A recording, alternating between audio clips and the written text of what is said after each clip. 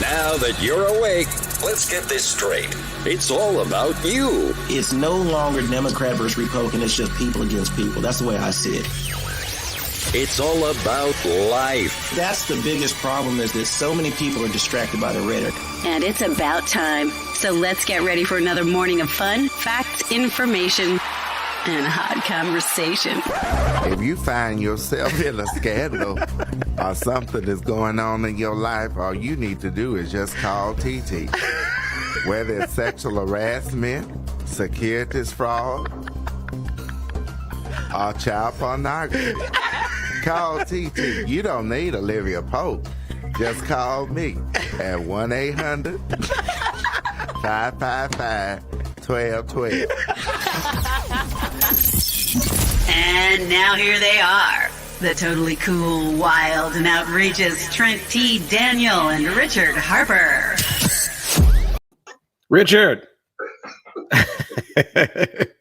we is back to our worldwide three listeners, right? Call TT. Call TT. How you been, man? I'm doing good. How you been? I'm doing good, man. It's good to see you again. We haven't been in the studio for a while. We're all Corona down now. I know it. Yeah, Corona. yeah. I like this. I like this new this online streaming thing, man. This is kind of cool. I'm kind of getting used to this system and everything. So anyway, hello everybody. I'm Trent T. Daniel. I've got my partner in crime, co-host Richard Harper. Richard Harper is here. You know, I've been pretty calm since we haven't been in the studio in a while. You know, I've been in a different mode. I've actually been a leader. What? Not a comic. You've been a leader and not a comic. I've been leading, you know. Leading. When I'm hanging out with you, I'm acting a fool. No, come on, man. Really? Well, you know, it's time to stop being a leader for a minute because we're going to have some fun here. First of all, I want to say welcome to all of our current, new fans and previous fans. Right now, we are broadcasting live, facebook.com/Life Talk Morning Show. I'm Trent T. Daniel. I've got Richard Harper in the studio, or sort of with me. So the reason we wanted to do this is, first of all, everybody's on lockdown, so I'm bored. I wanted to have some fun, Richard. I know it. It's amazing. Actually, when you reached out and told me you wanted to reboot the show and start up again, I was like, Trent is bored. You know, I've missed the show though. I really have missed it. Radio is your passion. Talk it is. Shows, and you know, it's something that you love to do, and you do it quite well. Well, you do it well with me. I actually had somebody listening to our show yesterday, and they were like, "Man, that is such a good show." I was like, "I know." Yeah, but we're a great show. Yeah, but our next step is satellite radio, because then I can go totally unfiltered, and you know, I can. Hey, but check this out. I've got my TCU dad shirt on. I see. Yeah. Giving props to my baby girl, who's totally stressed out because she's like, you know, this was her first year of college.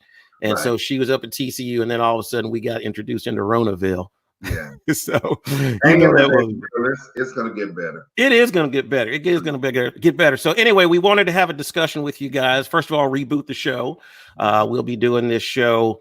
It won't be every day to start out. We're going to get some things in order, but we are focused on working on our satellite deal. And we'll be able to be beamed into your cars and your homes every day. And won't that be lovely?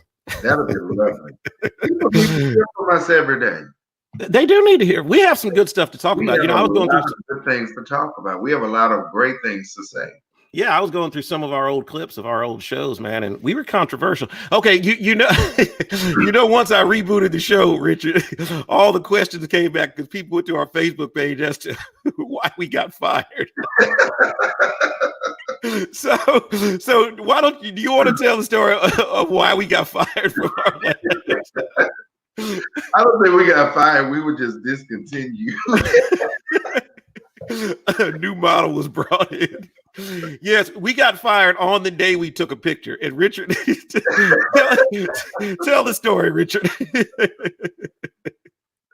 All I remember is we had a great show.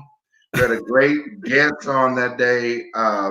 and she's still a friend of mine on Facebook. Was it Cheryl? Cheryl Roberts, yeah. Cheryl Roberts, who's now a minister, and she's doing some great things since we last spoke with her, and they had a great show with her. And the next thing I know, we got that beckoning call. You know that it was a. It was one of those Trent Richard. It was just simply that. and I remember you said to me, you said, you remember what you told me right before we walked in the station manager's office? What did I say? You said, last time I took a picture, I got fired right after that. Yeah. That was I told him, I said, the last time I took a picture like this, I got fired, which was true. I had taken a picture that day and was quite excited. And by the end of the day, they had walked me out of the building. So I was like, I felt that same feeling, right? Yeah. And the funny thing is that one of the guys that had fired us had actually turned me down for a job in the past. Mm-hmm. Yeah, wasn't that crazy? I was like, dude, you batting 1,000. Well, give me a job, and then you're gonna fire me from a job. Yeah, that was controversial. I don't think we should have gotten fired, but but you know what? I took the blame. Done so many great things. I mean, a great show. We had a great show, but hey, it was just time for something new. Yeah, but we're coming back though, so don't everybody fret. We're certainly coming back. No, we ain't out to the pasture. No. We just on hiatus. That's the official radio word, hiatus. Yeah, that's it. It. Yeah. We weren't on vacation. We didn't get fired. We were on hiatus. No, we didn't get fired at all. Yeah. Okay. I'm doing good at the politics, huh? Hey, so we're also going to be talking some politics. Mm-hmm. Of course, last time we were on the air, Donald Trump had just been elected. And you remember we interviewed Sheila Jackson Lee for the inauguration. Right. And I think some of my tune has changed. I think it has. I think it changed for all of us. I'm a little bit more I don't know.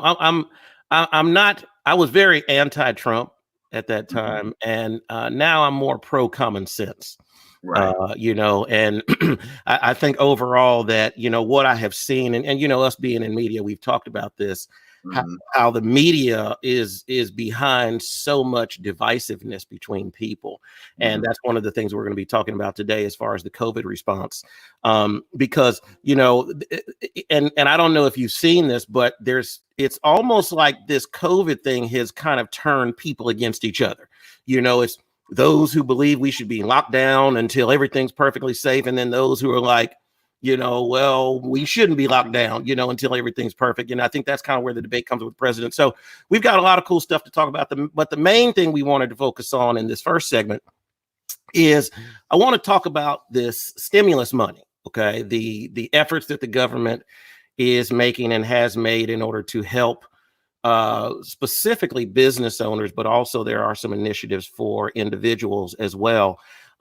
Because, when this whole thing about, they just passed this stimulus bill, and so now all these businesses are going to get all these millions and millions of dollars, and there's been a lot of fact and fiction out there. So I wanted to address some of that, and I actually have one of our attorneys on the phone who is actually representing my companies, actually one now, but will be actually two companies, in applying for these paycheck protection loans, as well as the EIDL, which is the Emergency Disaster Relief Fund. So we want to clear the air, make sure everybody has some good, solid information about that.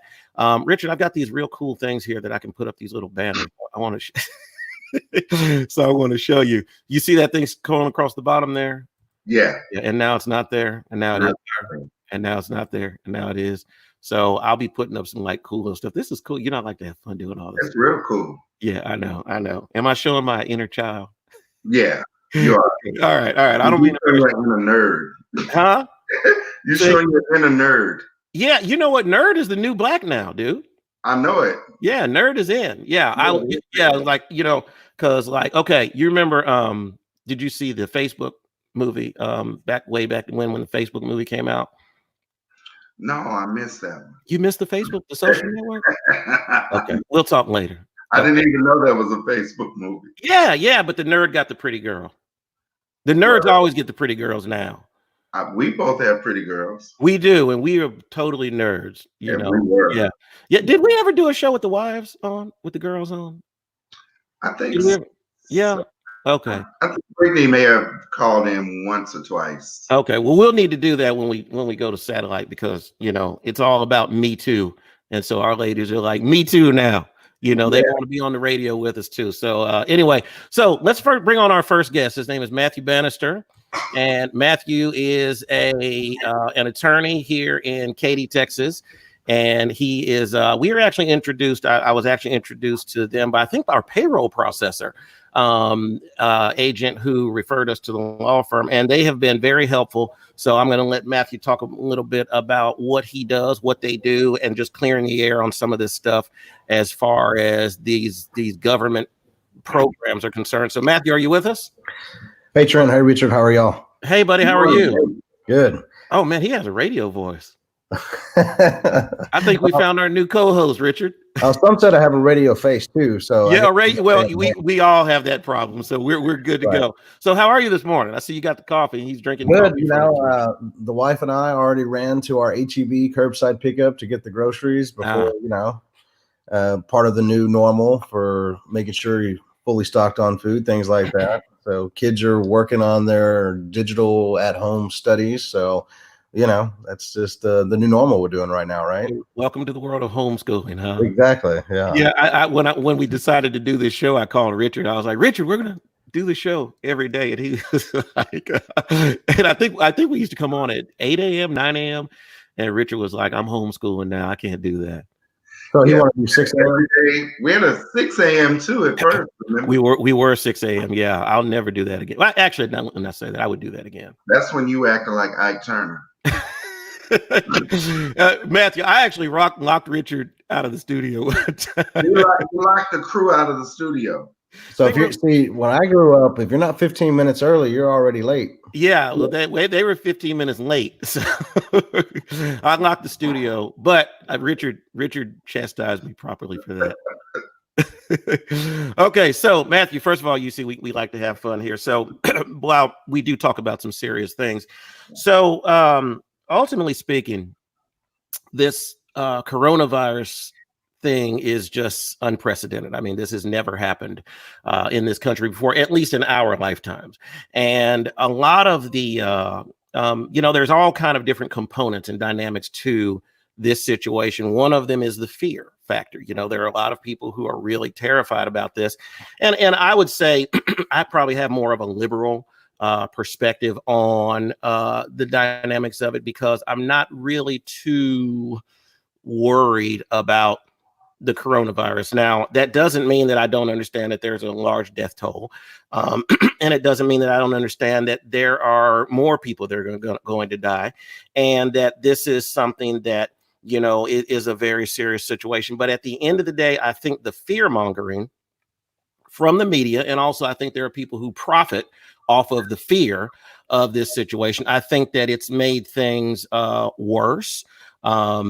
In my perspective. Now, I'm certain I've talked to, in getting prepped for this show, family members, first responders, people that work in hospitals, people that are, on the front lines, and to them, it's what the media is saying. It's not really portraying just how bad things are.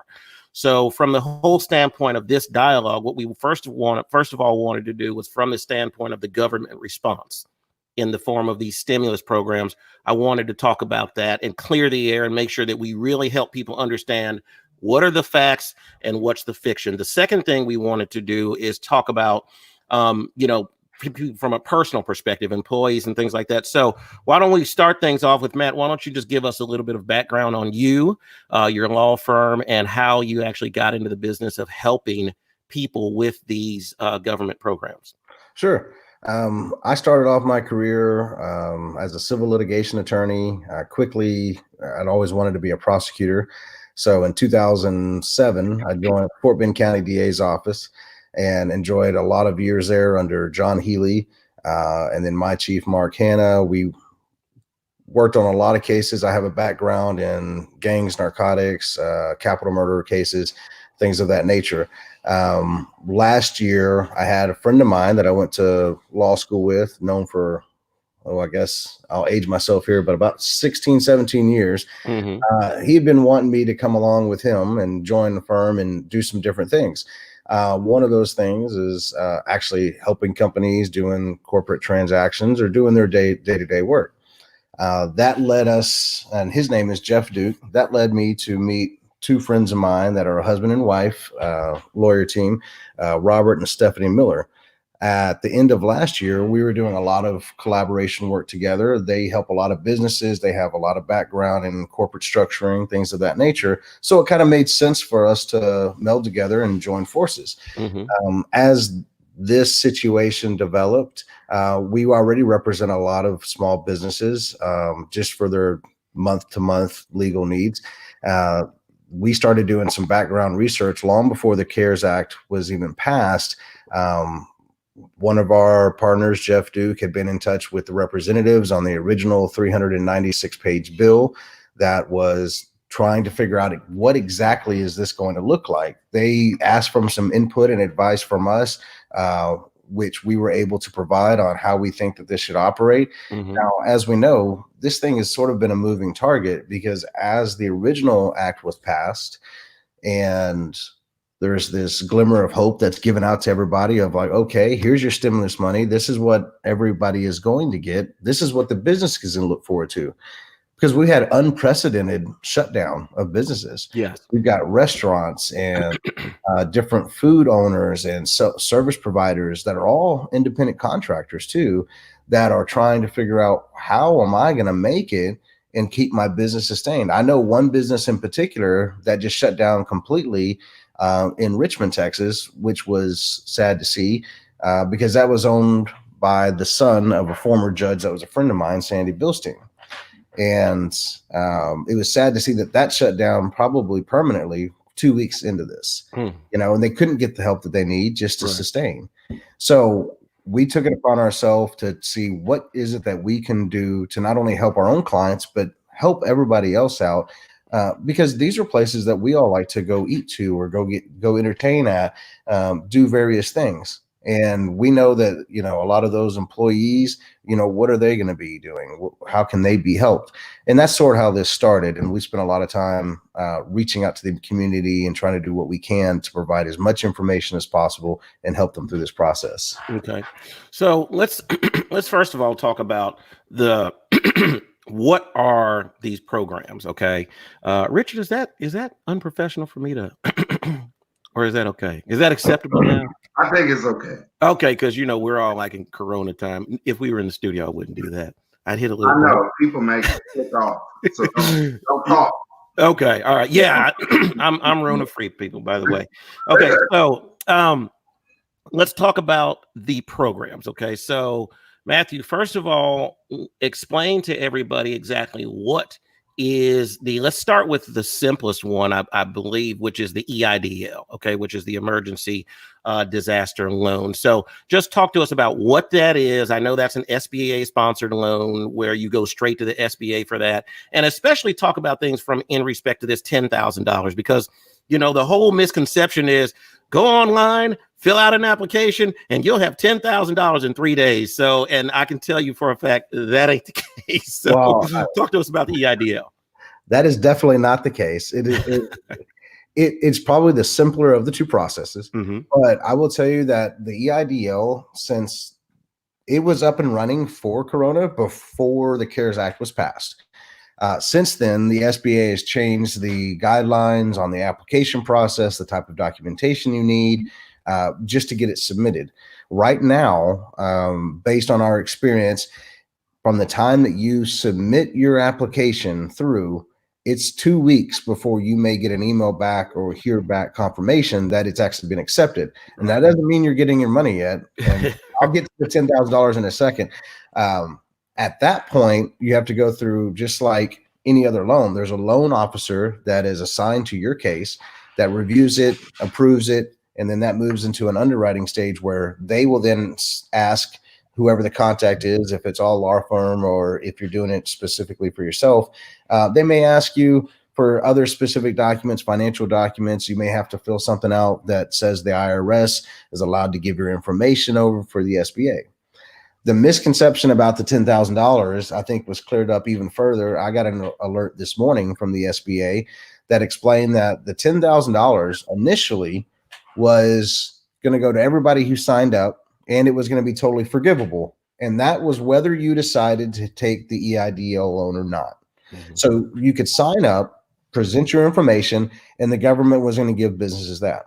Today, they came out with another change just this morning that notified that on that $10,000, well, now it's only going to go $1,000 per employee that you have, up to $10,000. So they changed it again. Like I said, it's a moving target. So if now you're a company that was relying on that at least to be forgivable, you may be in a situation where you only really have 3 or 4 employees, but you may get 3 or 4,000 and that's it. So when did that that came out? When did that change? 20 minutes before we got on the air. Literally, that's how fast this is updating. So Richard, government efficiency at its finest. Wow. Well, I know there was something that had come down the pipe. I'm in ministry as well. And so I know there were a lot of churches that were excited because people don't realize the church employees are really struggling right now. So a lot of the jokes people are making about the ministers, remember the ministers right now, their families might be hungry. But wait, I thought all ministers were rich. Richard, it's like, that's why you go to ministry. It's all about the cash, right? Huh? That's on TV. Well, but I mean, you got Creflo. Like you got detectives solve crimes on TV. All doctors save lives on TV. Right. It's not like that, huh? All preachers on TV may be rich, but the rest of the group, making it like everybody else. But the same came out that I read in a blog that was saying that the funding had changed, that a church would have to have now 50 employees is what they were trying to do. Making a church would have to have at least 50 employees before they could qualify, for the loan. So a smaller church with 10 employees or 5 employees may not be able to qualify. Do you have any knowledge about the churches and the nonprofit organizations applying for that $10,000? Because everybody was pretty stoked about it. Yes, actually, one of the clients that we have is a nonprofit. It's an after-school program for children, and now there's not a limit on the minimum amount of employees, but there is a limit on the maximum amount, which is 500 to qualify as a small business. So it could be 1 employee as a 1099 contractor up to 499 employees. So that's good. That's good news.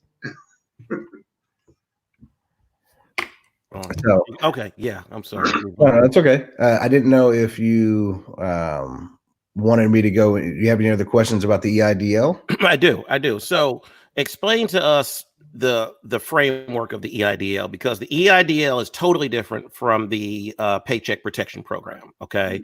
And coming up in just a few minutes, we actually have Gilbert Graham from the Maddox apartment complex, because I also want to have a discussion about kind of what are some things that people who are renting or are in financial situations based on this can do also. So I'll be bringing him on in just a moment. But from the standpoint of what is the EIDL, so explain to the people exactly what the distinction is between the EIDL, which has been around for a long time, and this new PPP, the Paycheck Protection Program.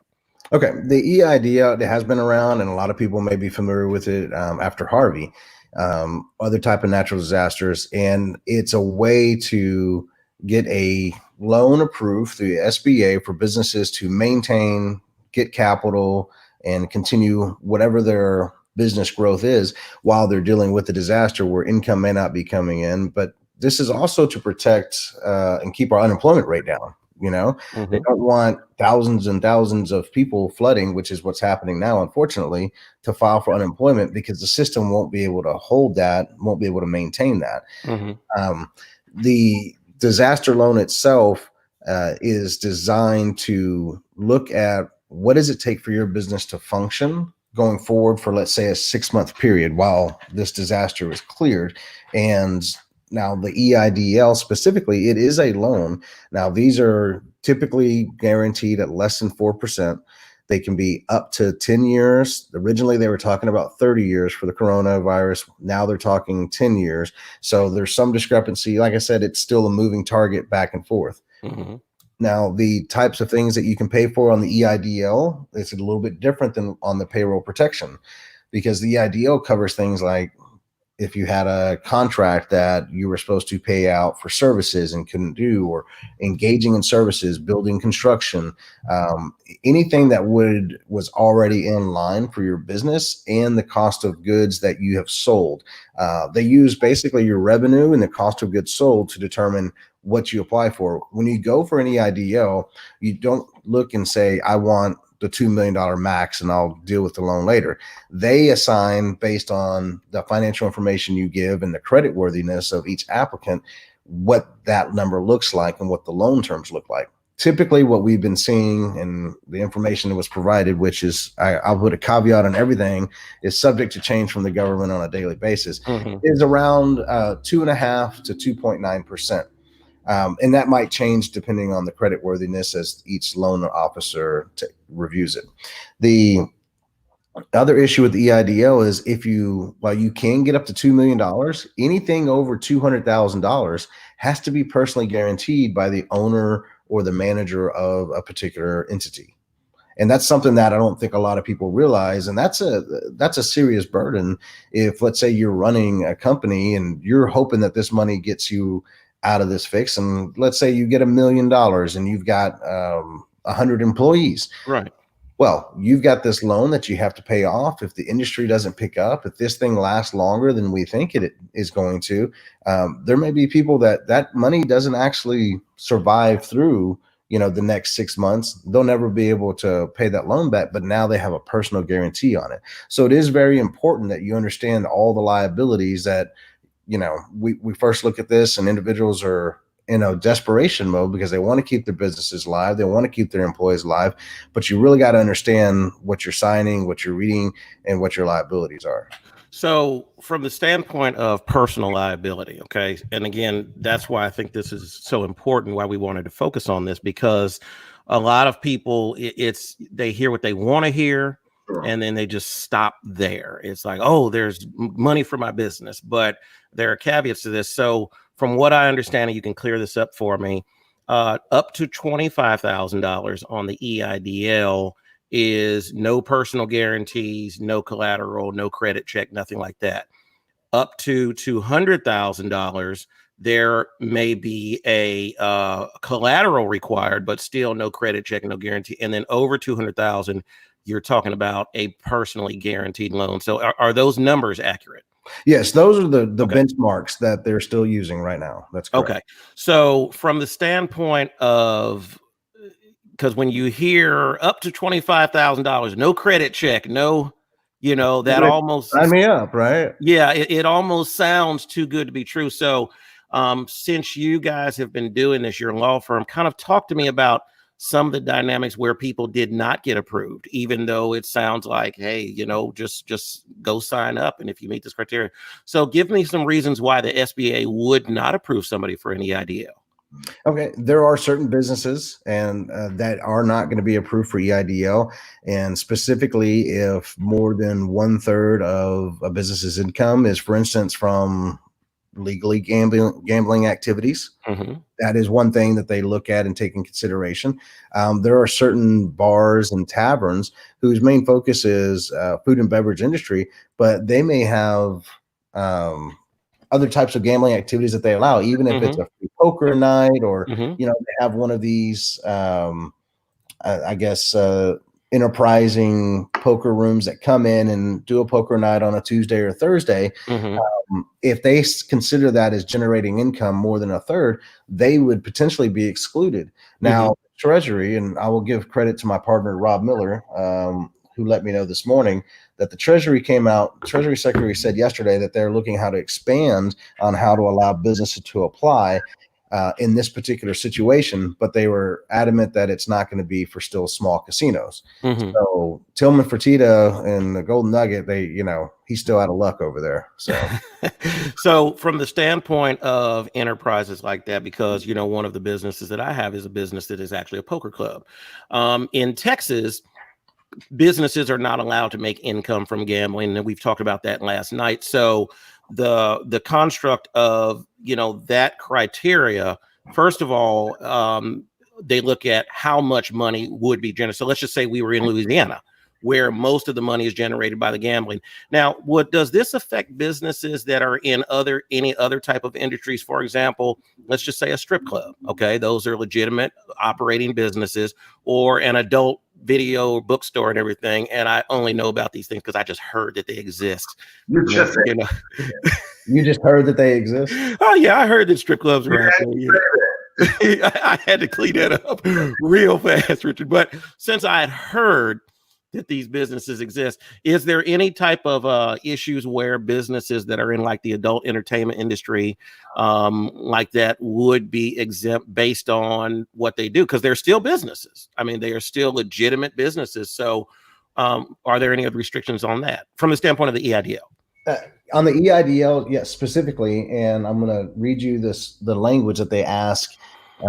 They ask that if you are a particular business, you have to qualify for certain things and say, I am not one of these type of businesses. Mm-hmm. It says applicant does not present live performance of a prurient sexual nature or derive directly or indirectly gross revenue through the sale of products or services or the presentation or the depiction or displays of prurient sexual nature.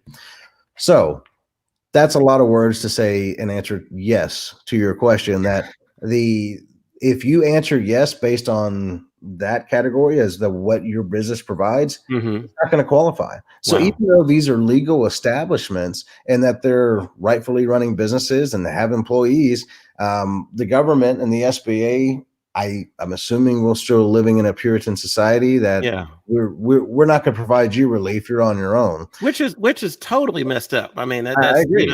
And it's because see here, and this is where the politics come in, Richard, where it's like, okay, we're going to help, but we're still going to pick and choose based on a certain belief system that this business doesn't qualify. And I don't care whether it's a strip club, adult video store, or whatever, or anything that falls in that category, they are still employing people.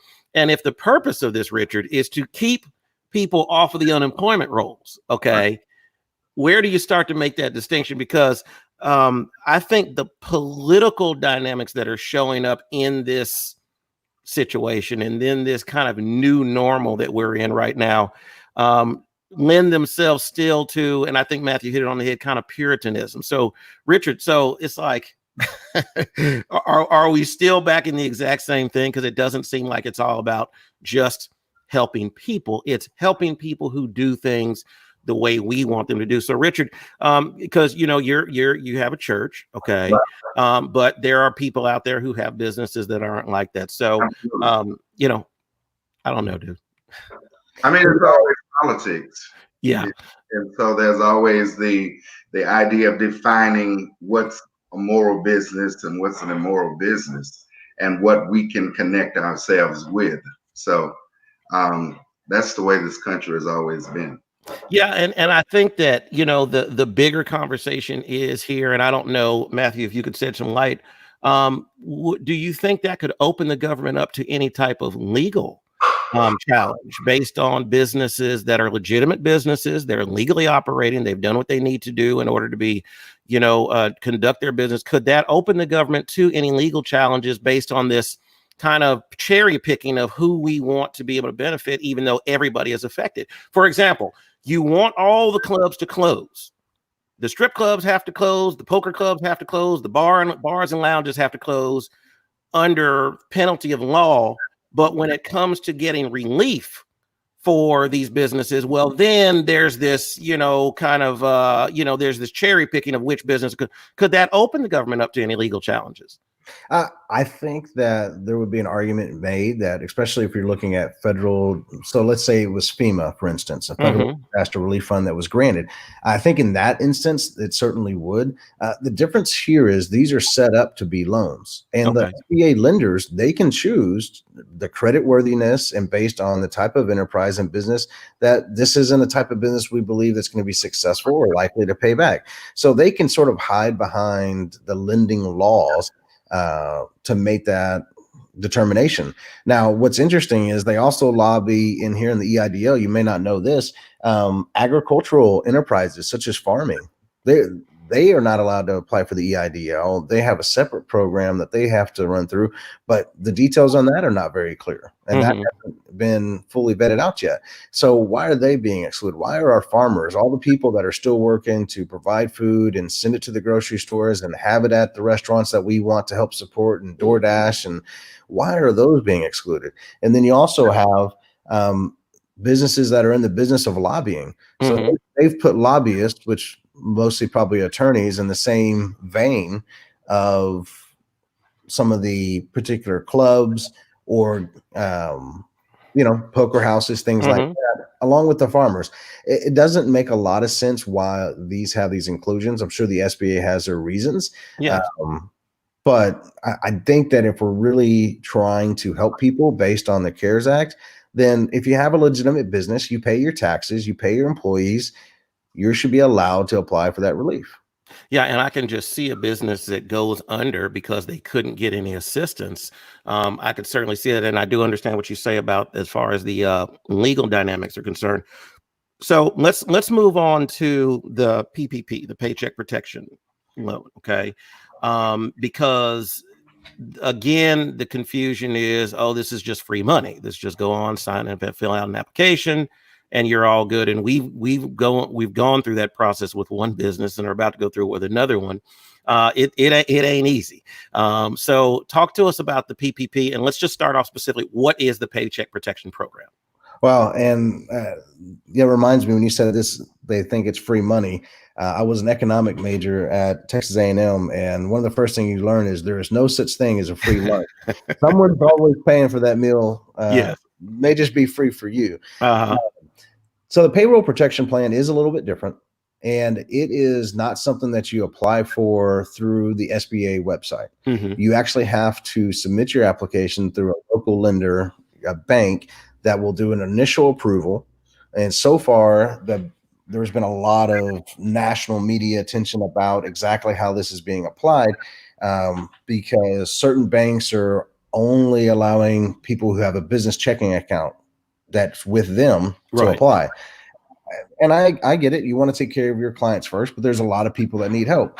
If you get your materials in and get them submitted and get it approved, we should just move through the process instead of, bottlenecking it. The payroll protection plan, the difference between that and the EIDL is it is intended to be 100% forgivable, and it's part of the $396 billion package that was passed to help small businesses.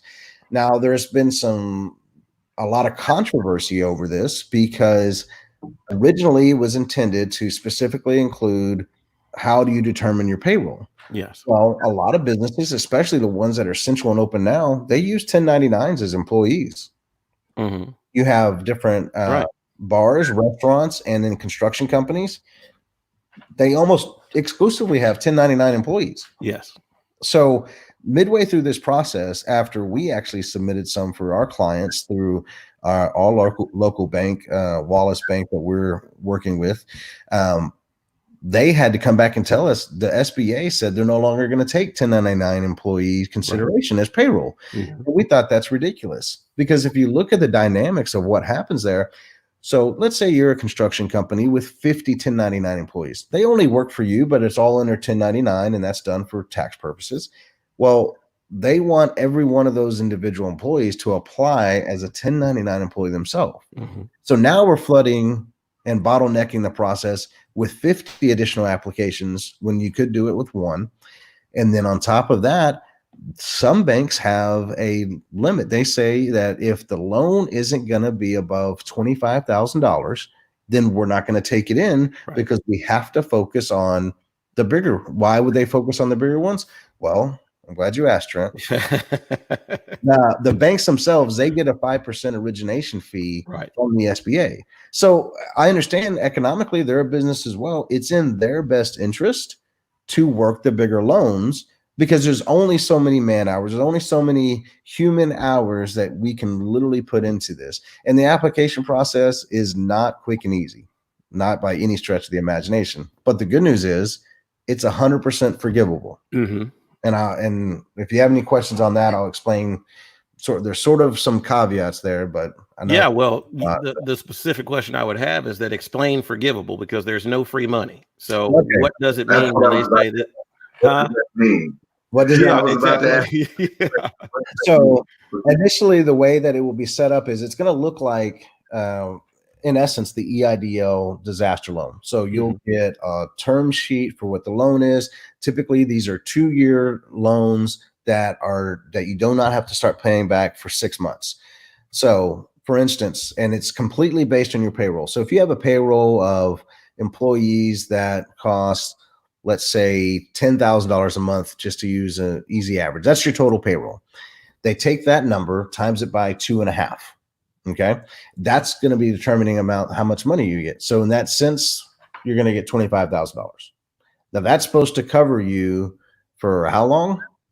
It's not very long, right? Not at all. But the whole idea is to be able to pay just your payroll. Now you're allowed to pay utilities, rents, leases, but if you pay more than, so let's say you use more than 25% of that 25,000. So you use, let's say, $7,000 to pay rents, utilities, something other than payroll. Whatever amount over 25%, that is no longer forgivable. So you can only use the payroll money specifically for payroll. Then yes, it will be 100% forgivable if you prove that you paid on the payroll. Plus, this also means if you let employees go, you have to rehire them. Mm-hmm. Whatever your employee count was on February 15th of 2020, they look at that. And then when you submit, this is what I've used the money for. They need to see, did you rehire the employees that were laid off during this? Did you hire more employees, which is fine. But they want to know exactly what that money was used for. At that point in time, they will come back and review it and determine how much of it is forgivable. Now, is there any credit or collateral requirement for the PPP?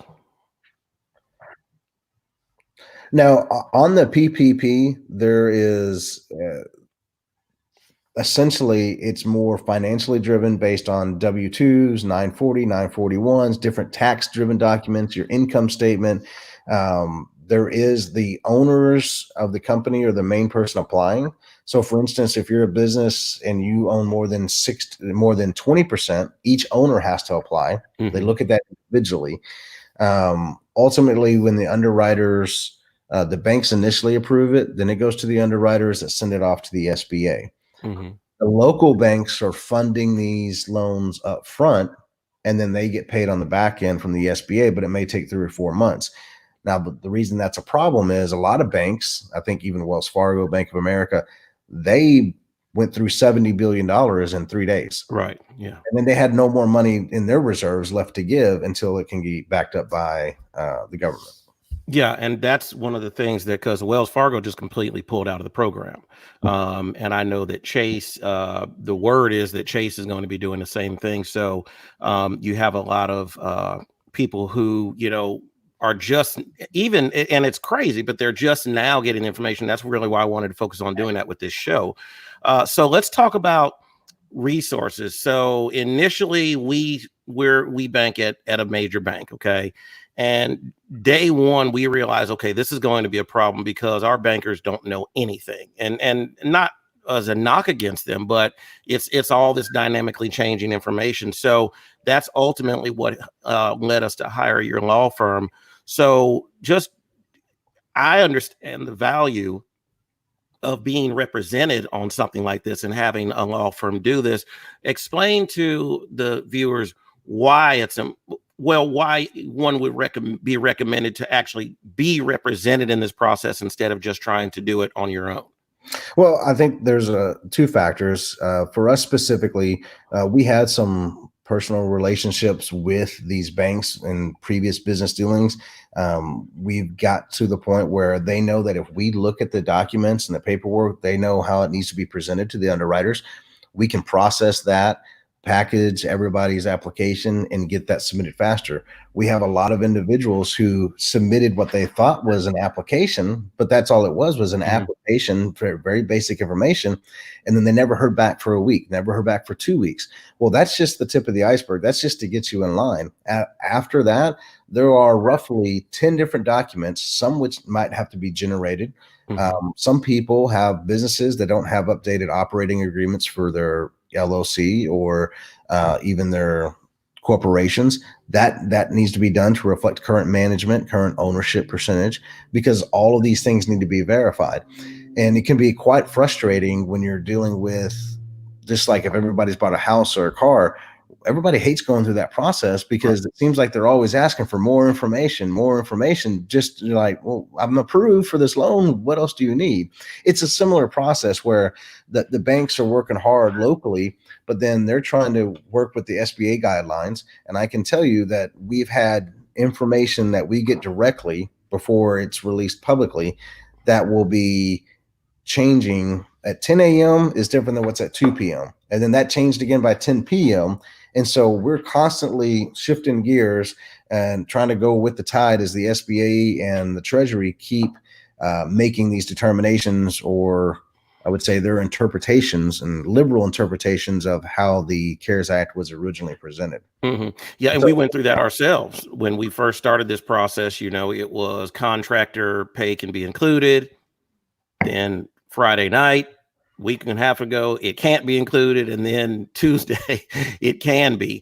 And that's one of the things that it's in this culture, in this dynamic that we live in, it's so easy to live life through sound bites. Okay, it's so easy to make decisions through sound bites. I heard, you know, Richard, I always have a thing that I say is that if any sentence you start off with "I heard" means you're immediately the ass in the room, because it's just, but that's just how we've become programmed in this 24-hour news cycle generation.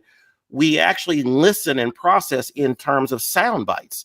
And so what people run into, Matthew, is I heard that my bank can do this, so I went to the bank and applied.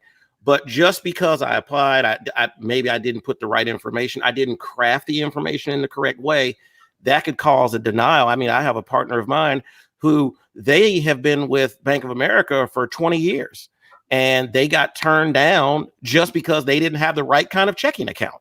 Okay, not a checking account, but the right kind of checking account. So what our experience has been, Richard, is that when we hired Matthew's firm, basically they take on all the work for us. Okay, now of course it's not free. This isn't an altruistic venture, but it's one that relieves us of, okay, all we have to do is deliver the documents, and then they'll take care of everything. And again, people, it's really important that you understand when you're talking about your business, or you're talking about, because we're going to talk about employees next, and then we want to bring Gilbert on the conversation. You have to know what you're doing all the way through the process, not just at the beginning. And most people know the beginning, but then it's the other things that come into, and that's where relationships are important. I know when we had the first conversation with Rob, Matthew, you guys were talking to the Treasury Department. You know, your bank was talking directly to the Treasury. I don't have that kind of connection, those kind of relationships, and the average person doesn't.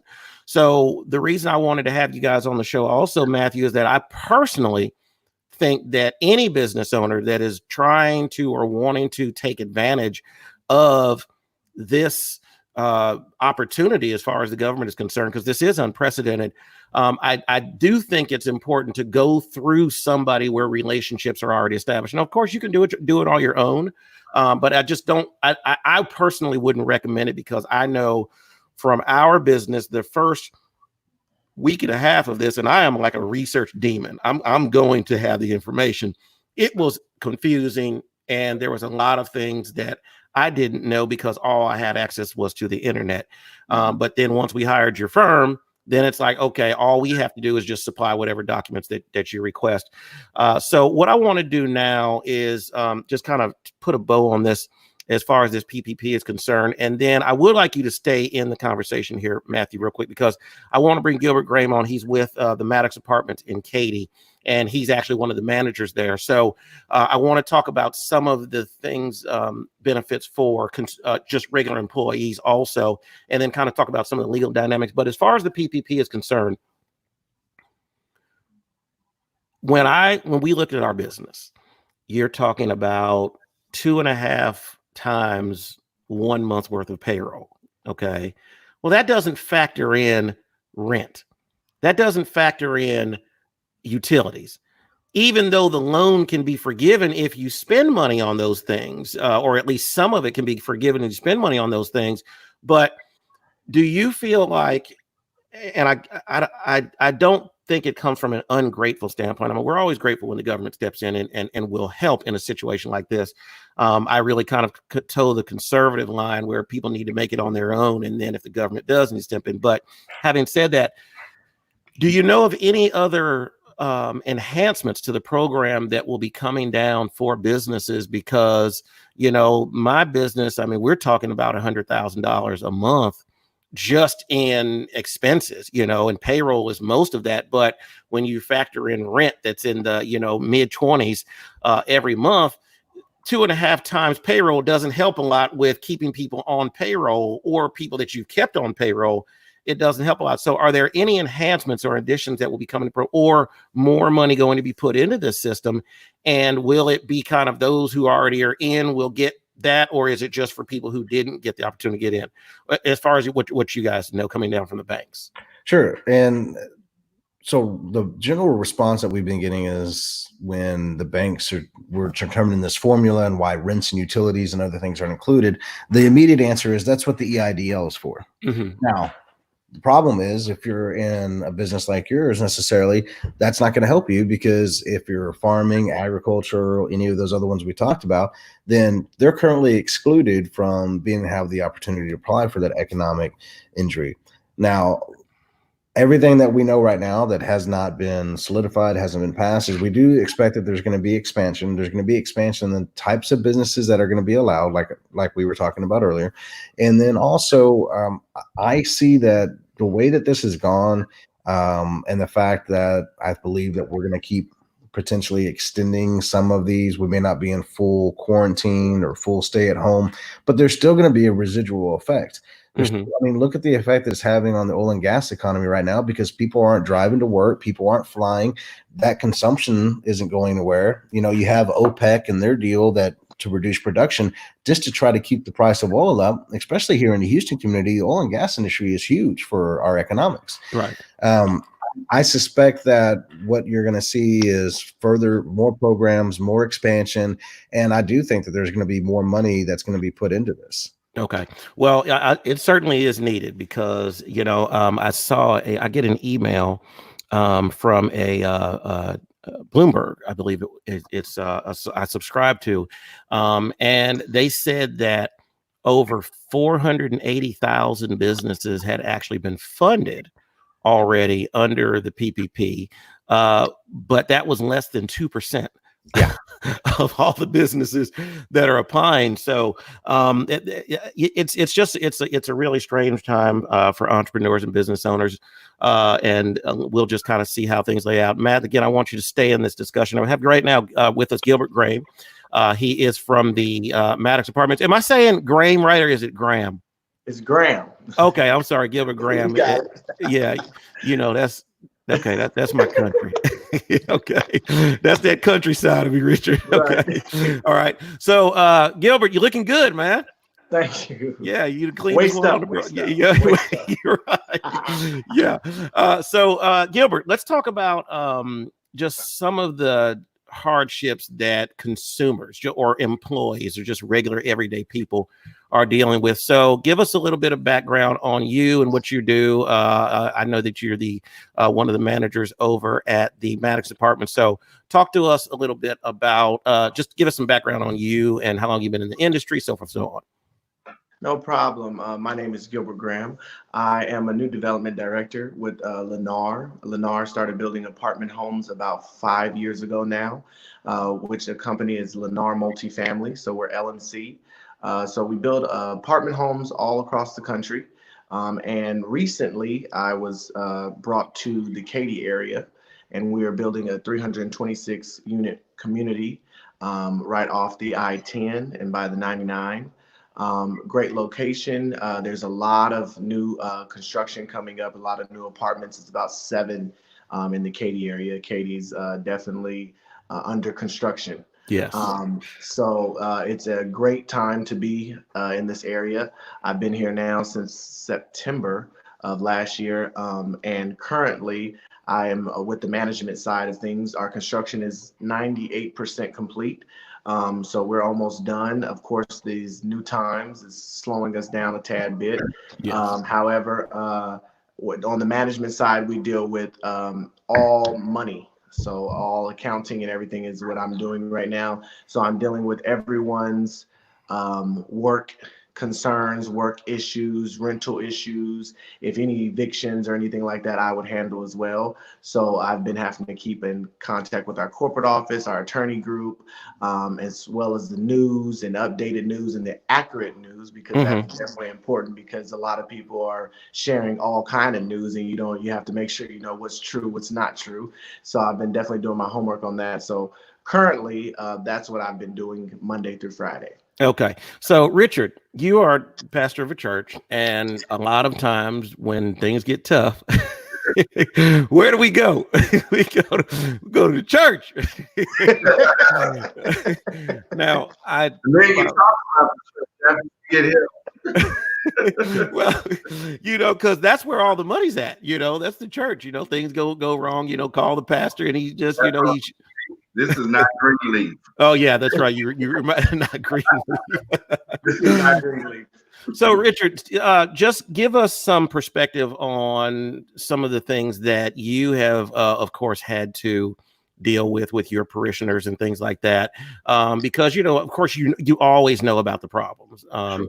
So, just kind of give some perspective on what you're hearing or what you, through your ministry, are experiencing with people needing help. And then I want to kind of backdoor into a discussion with Gilbert about specifically how people can help themselves and how people can be helped. And just a quick note coming up at the top of the hour. One of the things that I love about this, and I was watching an interview with Kevin O'Leary from Shark Tank, and he was talking about how this coronavirus is going to spur a whole new generation of entrepreneurs and people who are going to come up with the great ideas. So I actually want to highlight one of our young entrepreneurs out there who basically did not own her own business before this, but needed to get her hustle on and needed to find a way to make some money. So she created her own personalized jewelry line. So we're going to be talking about her to her coming up in just a few minutes. But Richard, talk to me about what the people are experiencing out there. How is this hitting people specifically in their financial situation? I mean, it's hitting people really hard, as we know. The one thing that I can say, as we were talking about the church, the network that my church is a part of, which is a very large network, but the leader of our network, who's in Dallas, Texas, Omar Jawar, is also the head of urban specialists. And along with a couple of other organizations, they actually released $10 million to be distributed to 20,000 families. With $500 emergency relief fund. And amazingly, a lot of people didn't apply for that. I posted it. I sent it out to members of our congregation. There were a lot of people who were, because of the lack of education, they felt like, well, I couldn't give this. Is this some type of scam? So there actually, we're talking about SBA, but there's a lot of philanthropic money that have been put up and released to people. It's the only thing is a matter of people applying for it. So for me, I've been sharing that with people, as people are calling and saying, I don't have this, I don't have that. Maybe I can say our church maybe is like the Greenleaf Church. I'm not having too many complaints in our congregation that I have heard of.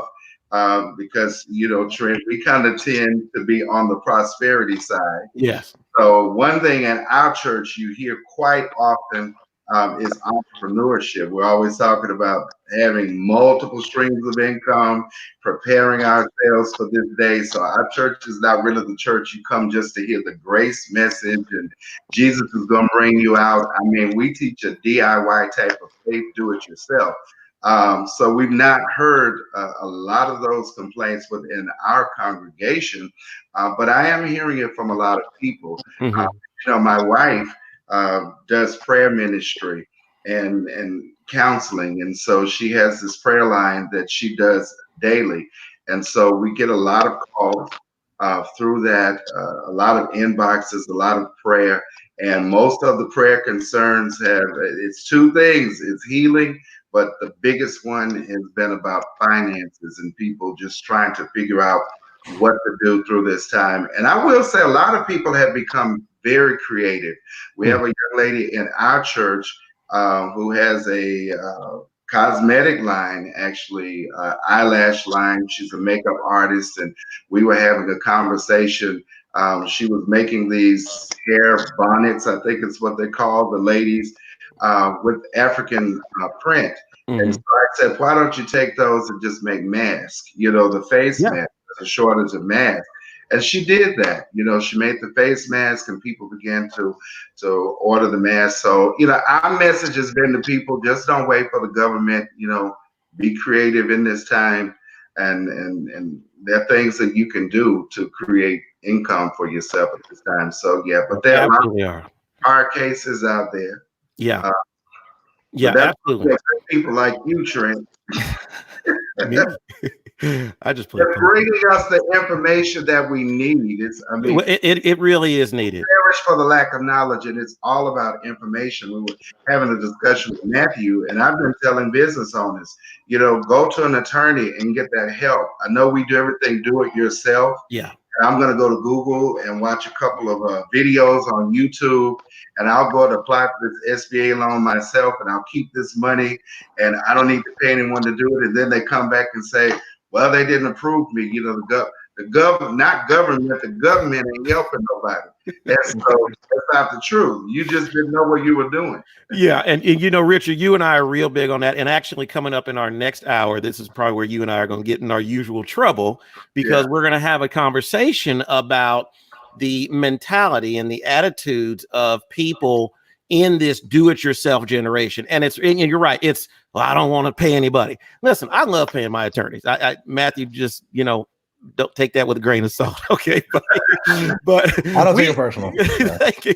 We love paying our attorneys. Well, they always say that attorneys don't make any money until guys like me come up with a good idea, but or we get in trouble, actually. So I guess I need to put that in there too. But the key is, Richard, you're absolutely right. It's the mentality behind some of it's victim mentality. We're going to talk about that. Some of it's I think mentality. Well, I read watch a YouTube video, so I think, and people get themselves in a jam, and that's perfect leading into this discussion. So, Gilbert, talk to us about, first of all, what are you hearing? Because you're actually managing an apartment and you're dealing with evictions and things like that. And then I want to get some perspective on that from a legal standpoint. But just talk to me kind of what are you hearing and what are just across your industry, because apartment complexes, they have loans and they have bills to pay just as much. And the government, for businesses with over 500 employees, there is no PPP program for them. So talk to us about what you're hearing from residents and from people basically across the board in your industry as far as how these hard times are hitting them.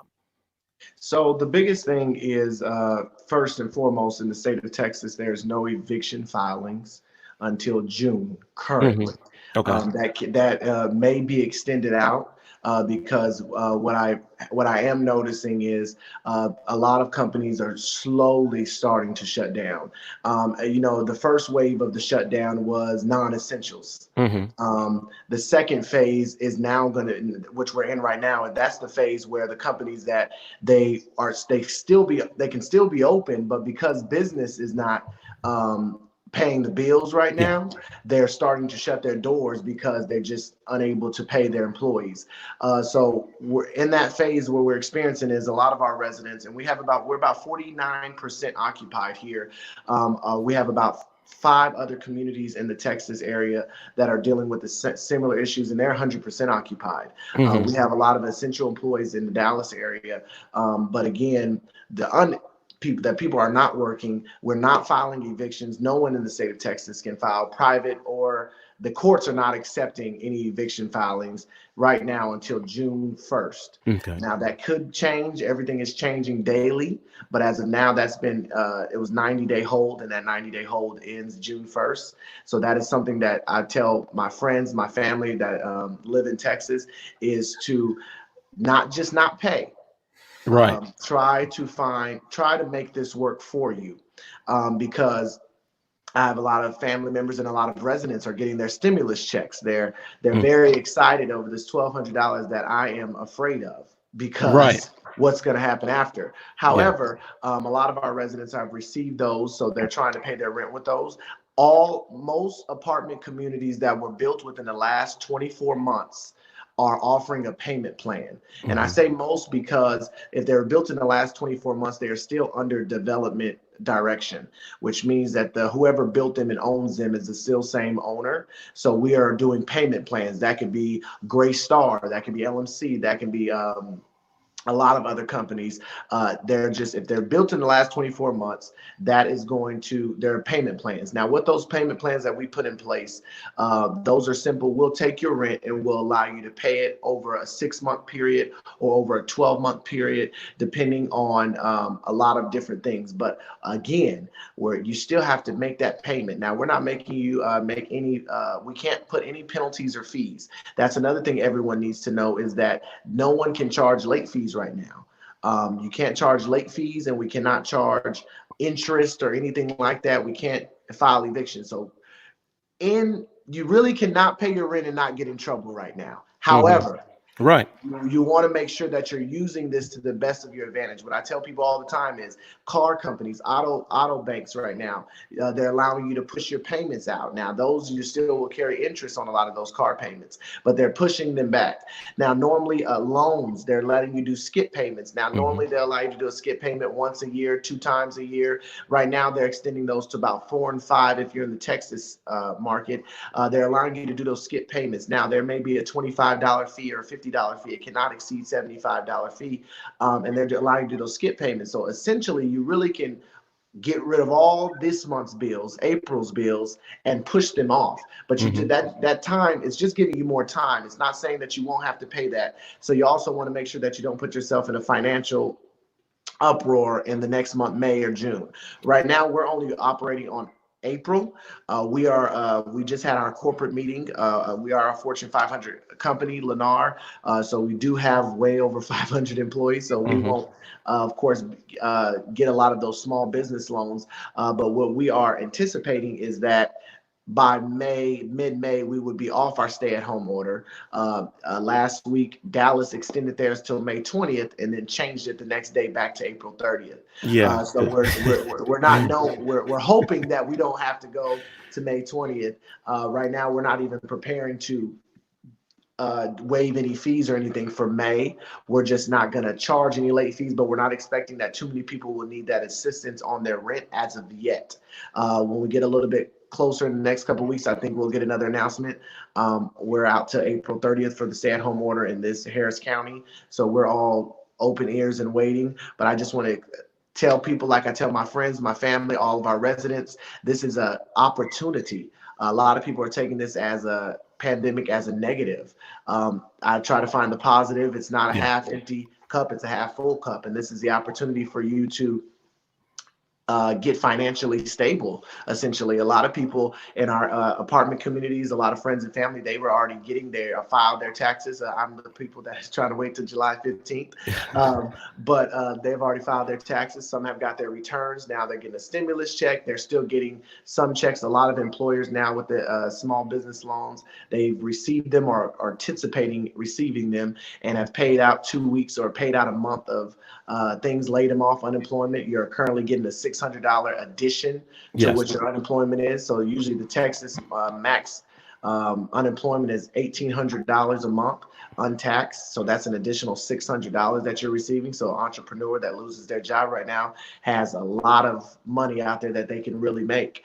But again, there's a lot of avenues that you can take, but just be smart. Don't just, we have some residents that are taking advantage of it, and I know they still go to work every day, but it's okay. You just want to make sure that when it comes to the day that you have to pay for all of the pushback, that you're able to do it, because there's going to be a lot of other communities, a lot of apartment managers or private landlords that rely on that money, that when June 1st comes, they're lining up at the courthouses to file evictions. Because it's still a business. Yeah, a lot of them are backed by companies that have the money. Yeah, business. It's business as usual, and this is the why it was so important to cover this topic on this show, because you know what happens.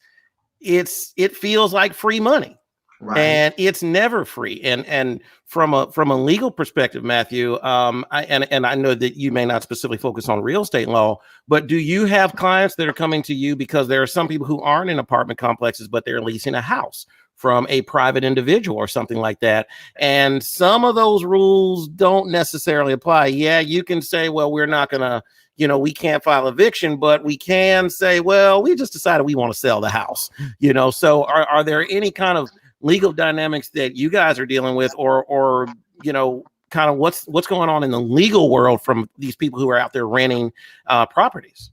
Yeah, actually, I was in the process of doing an eviction for a private home owner who had been renting out to a family member, hadn't paid rent in 2 years. We were supposed to go to court March 24th. And as soon as the orders came down, everything got pushed back. I don't know when we're going to go. So they're sort of still in the same situation. They can't be evicted. Nothing can really go on. And the one concern from a human standpoint is it is going to create conflict, in those type of private situations.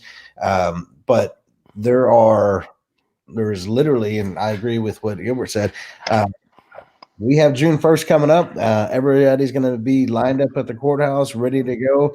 And they may not say, okay, well, we'll take your 2 or 3 months past rent now.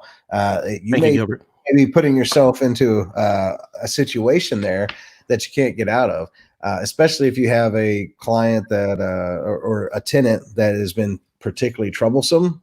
This would be something that a landlord would use to get those people out legally without any fallback. And I agree. What you said actually is a good example. This is a good time for homeowners to actually sell and put something on the market if they were tired of having that leased property, and they could use the default legally in this circumstance to perhaps accomplish that come June.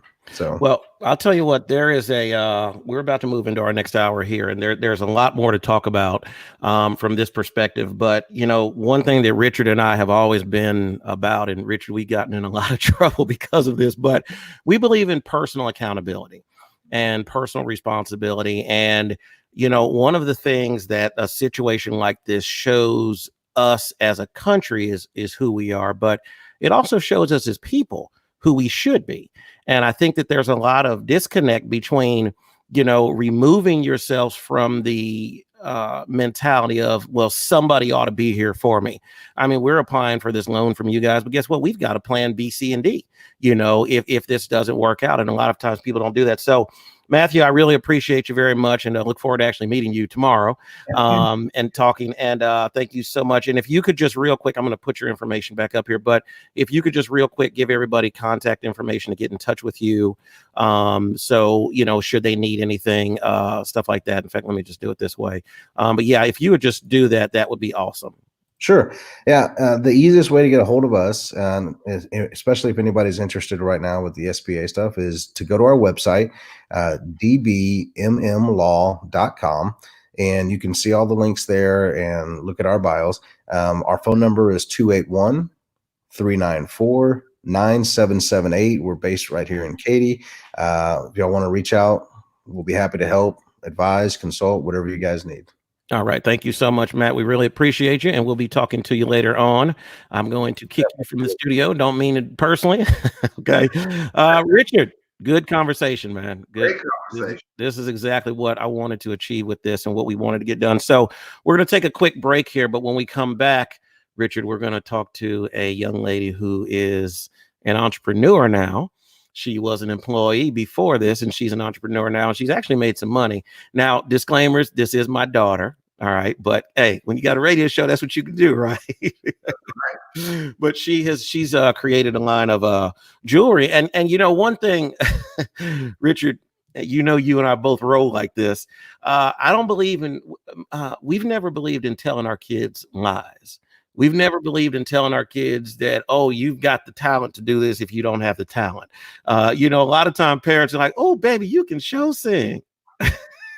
But you got in trouble about that. I know. Parents should tell their kids what was not you're a loser, but if they don't have the talent. Yeah, well, basically it was a loser speech. Yeah, basically it was. But having said that, though, this young lady is actually talented, and we want to showcase her work. And that's what we're going to do with this show, is that we're going to always take time with this program, doing it online and actually when we go to satellite or terrestrial radio, making sure that we focus on the business owners and the people that are out there trying to get it. Because once Richard and I crank up in this next discussion, yeah, we're going to get into our personal accountability discussion. So we're going to take a break real quick, and we will be back with you guys in just a minute. And then we'll talk to Miss Desire Daniel, who is a budding entrepreneur. We'll be right back.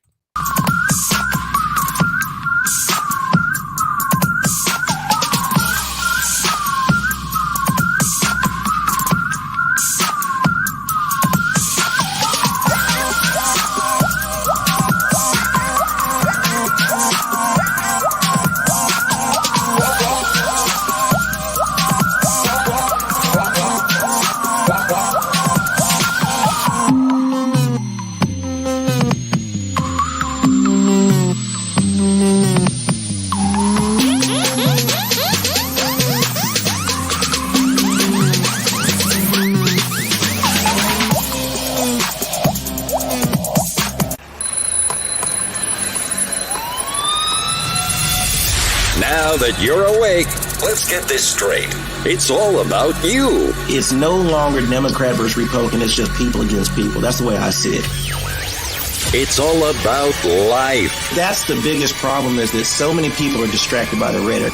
And it's about time. So let's get ready for another morning of fun, facts, information, and hot. If you find yourself in a scandal or something is going on in your life, all you need to do is just call TT. Whether it's sexual harassment, securities fraud, or child pornography, call TT. You don't need Olivia Pope. Just call me at 1-800-555-1212. And now here they are, the totally cool, wild, and outrageous Trent T. Daniel and Richard Harper. All right, everybody, we are back. I like that intro, Richard. I do. 12. 12. Kyle T. We won't talk about the evolution of how that came about, because we'll probably get fired again. Yeah, we don't want to get sued. No, we don't. No, we don't want to get sued again. So, okay. We got no relative. Oh, you went the cat route, Richard? No, Brittany Carrington got Woody is his name. They adopted him while I was in Africa. That's why they waited for me to go thousands of miles away. So the thing about Woody is unlike Lana, my dog, who I've had forever, Lana can't open doors, but Woody is only 8 months old and he opens doors. So he just came in and scared the stew out of me because he opened the door to the office to come to see what I was doing. Scared the stew out of you. The stew. Okay. I'm sorry, Richard. Okay, so that was Lana. Lana's the dog. What's the cat's name? Richard. Okay. Richard got the stew scared out of him. While Richard's dealing with his looks like he's having some technical issues. We're going to go ahead and bring on a young lady who I'm so proud of. I'm so proud of you, girl. Thank you. I really am. How are you today? Good. How are you? I'm doing great. I wanted to bring you on the show, first of all, because, you know, in this whole situation with this this coronavirus and what's gone on and things like that, paychecks for a lot of people have stopped. You know, things are tough, and a lot of people are trying to deal with, you know, this situation. And I know you and I had a conversation about it, and you were like, Daddy, I need to make some money. So, you know, I need to find something to do. So first of all, give me a little bit of background on you. Her name is Desire Daniel. I'll say that. And this is my first baby. I have 3 daughters, and this is the first one of them. But all my girls are I'm really proud of them, and they're doing a great job, and they've really done some amazing things. Okay, we got Richard back. There you go. Hey, Richard. See, Woody came in and just kicked me off everything. Those damn cats. I'll tell you what. All right. So hey, Josiah. Hi, Uncle Richard. How you doing? Good. How are you? I'm wonderful. I have such beautiful nieces. Oh, you do. you. Yeah. Yeah. I do. Well, and I'm you so know, proud of them. Thank you. and they have done wonderful. You know, Kira's up at TCU. That's why I've got my TCU Yes. dad hat on. Yes. You know, if somebody saw it just like that and they were like, okay, Christian what? Okay, then Christian dad. they'd be like, oh, is that Trent? Christian what? You know, but that's a whole nother discussion. Trent So, used to be a deacon in my internet church. I did. Did you know that, Desire? You didn't know that, Desire. He was a deacon. I was Deacon Daniel. He was Deacon Daniel. Richard didn't fire me. I just got downside. Yeah, we'll talk about that. Her and I work together, so she's been hanging out with me a lot. So I think the deacon thing kind of, she's like, I don't know. So anyway, young lady, let's hear about, first of all, give me some background on what you were doing prior to becoming an entrepreneur who was making wonderful jewelry and cool things like that. So before I was working at, I was coaching gymnastics and cheerleading, and also working at free rolls, as well as doing nursing school full time. So yeah, that's about it. Hold on. Well, okay, you jumped on. You kind of finished quick. I was doing. Oh, well, I mean, that's okay. I wasn't doing much else. Well, that's true. It's kind of like I was working. I was going to school. Stop making money. Had to give a hustle. Okay, so tell us about your jewelry line, because this is. I know that you've had a couple of customers already, and you know, Richard, like I said, you know, a lot of times parents, we want to prop up our kids when they probably shouldn't be propped up because they don't have the talent, or they don't necessarily give it their best. But one thing I've seen with Desire is that she's really put a lot of time and effort into her craft, and she's not just throwing something together and trying to make a buck. So Desire, tell us how you got the idea to do this jewelry line. So I was just scrolling through Instagram one day, and this girl was talking about how each day of the whole this whole lockdown thing, each day she decided to pick up a new skill, try a different craft or just try something new each day. And so her day 2 was making polymer clay jewelry. And so I was like, oh, that's interesting. That sounds kind of fun. So I watched some videos that she posted, and then went on YouTube and watched a couple other videos that some other people made as well. And I was like, oh, that seems a lot of fun. And, seems like it could definitely be, make some money. So I decided to take that on. So I went on YouTube and just on Google and researched the supplies that I would need to start up, and how to make jewelry, what to do to bake it, and how to sell it to people. And went on Pinterest just to get some ideas of what kind of styles, people like, things like that. And just decided to get on and start making them. So I ordered a bunch of stuff from Amazon, and as soon as it got in, I got to work. Now, how'd you go about getting your kind of figuring out exactly what it is that you wanted to do? I mean, because there's all kind of jewelry you can do done. Joanne, she actually does metal jewelry, stuff like that, and started her own thing. So, how did you? What made you decide you wanted to work in clays? It's just fun, honestly. I don't know. You can, all the colors, metals, there's not too many colors with metals, but clay, the colors are endless, and you can make new colors, by combining them. You can make marble effects with it. There's a lot to do. They're really versatile. Mm-hmm. What's your creative process? I mean, what inspires you? What's your muse? Usually it happens at nighttime. I'm just up doing nothing, and I like get an idea in my head. So I'll get up and we'll literally get out of bed to, make it happen, just kind of random spurs of creativity, I guess. Mm-hmm. Yeah. You sound like your dad. in a whole lot of ways. And just come up with stuff. Mm-hmm. Mm-hmm. Well, what's important for me is that, and I love about doing this internet show. Richard, when we were doing the show back at 1520, I love that because we had the internet simulcast also. So it's kind of like being on TV, but not having to worry about, all the makeup and all that stuff. It's just kind of, I like where technology has gone. But so I want to make sure that we're able to see some of your stuff. So Richard, what I'm going to do is let me see here. I can do this. I want to get Desai on the big screen there, so I don't know if this will work or not, but okay, let's do this. Richard, I'm going to just remove you from the stream. You'll still be here? Yeah. Okay, we're going to let Desai showcase some of her beautiful stuff that she's got. So Desai, you are now, and so let's see some of the stuff that you've got, because I really want people to see what you've done, because it really is great work. So let's see what you got. Show it to us. So these are just the earrings that I have right now on me. Mm-hmm. Some of my previous. Yeah, lift them up just a little bit. Okay. Yeah, up more, higher. Yeah. So this is one pair that I've made.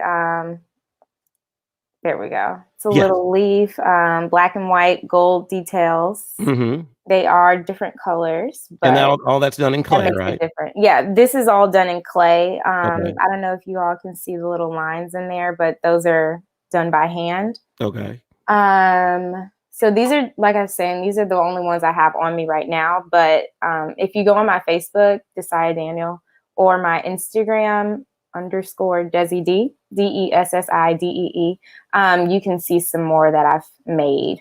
Okay, cool. Yeah, because they were really, really awesome. In fact, I'm gonna so how did you go about getting your customers? And what I'm gonna do while you're doing that, I'm gonna log on to Facebook and actually find some of the other ones that you put up. Okay. But how do you go about getting customers now? And then I'm gonna bring Richard back because I miss him. So because I don't want to be sad. It started just on Instagram. I decided to make an Instagram page and started with my friends and followed my friends on there. They followed me back, and then just putting my work out there, allowing my friends to share my work as well. Word of mouth is super powerful. Mm-hmm. And then just showing it around to friends at work and everything, and posting them on Facebook. Oh, there you go. Those are some roses that I made the other night. And just letting social media do what social media does and get the word out there. The orders that I've had so far have been from friends, which is fine because they go on and tell other friends, and word gets spread and business comes to me. Yeah, and these are really Richard. Can you see those? I can. Those are awesome. Yeah, and so you didn't know anything about this before you started. You ever done this before? You just because this was like literally not even 3 weeks ago. Yeah, no, I didn't know anything. Wow, this is just really great. And so your primary ways of selling is word of mouth, and then also sorry. What was that? Who's that? Oh yeah. Did you got okay.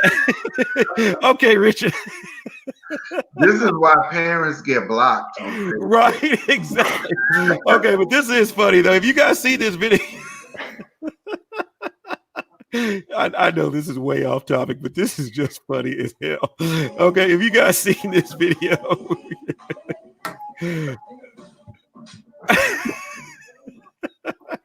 Okay. Speaking of the internet church, do you remember that time Brittany and I were streaming and we didn't know we were streaming? I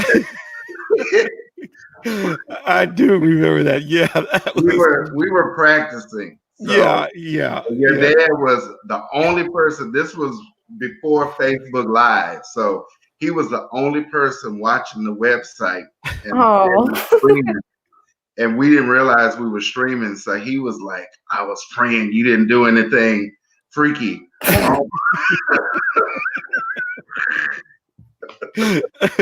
Yeah, that would have been bad. The pastor and the first lady. The pastor and the first lady. Oh, yeah, I know, babe. We're embarrassing you. Your uncle and your daddy are embarrassing you. So I have your phone number on the screen here, and if you will email me your Instagram and your Facebook, then we'll go ahead and get that posted up for you and help get some business for you, because I'm really proud of you and you're doing a great job. Very proud. Yeah. I like the fact that you instead of call daddy, you were like, you know what, I want to get my own thing started and do this. So oh, Richard, by the way, I'm one of the first investors too. Absolutely. We're gonna make millions, billions. All right. Okay, Desire. Well, baby, you've done a great job. Thank you so much. And again, guys, this is Play Jewelry by Miss Desire Daniel. Her number is 832-790-5001. Thank you, dear. Great job. Thank you. All right, Richard. Time to get in trouble, sir. Are you ready? I don't know what they're ready for us, Richard. All right, Richard. Let's talk about it. Okay. Donald Trump. Okay. Yeah. So here we go. Right.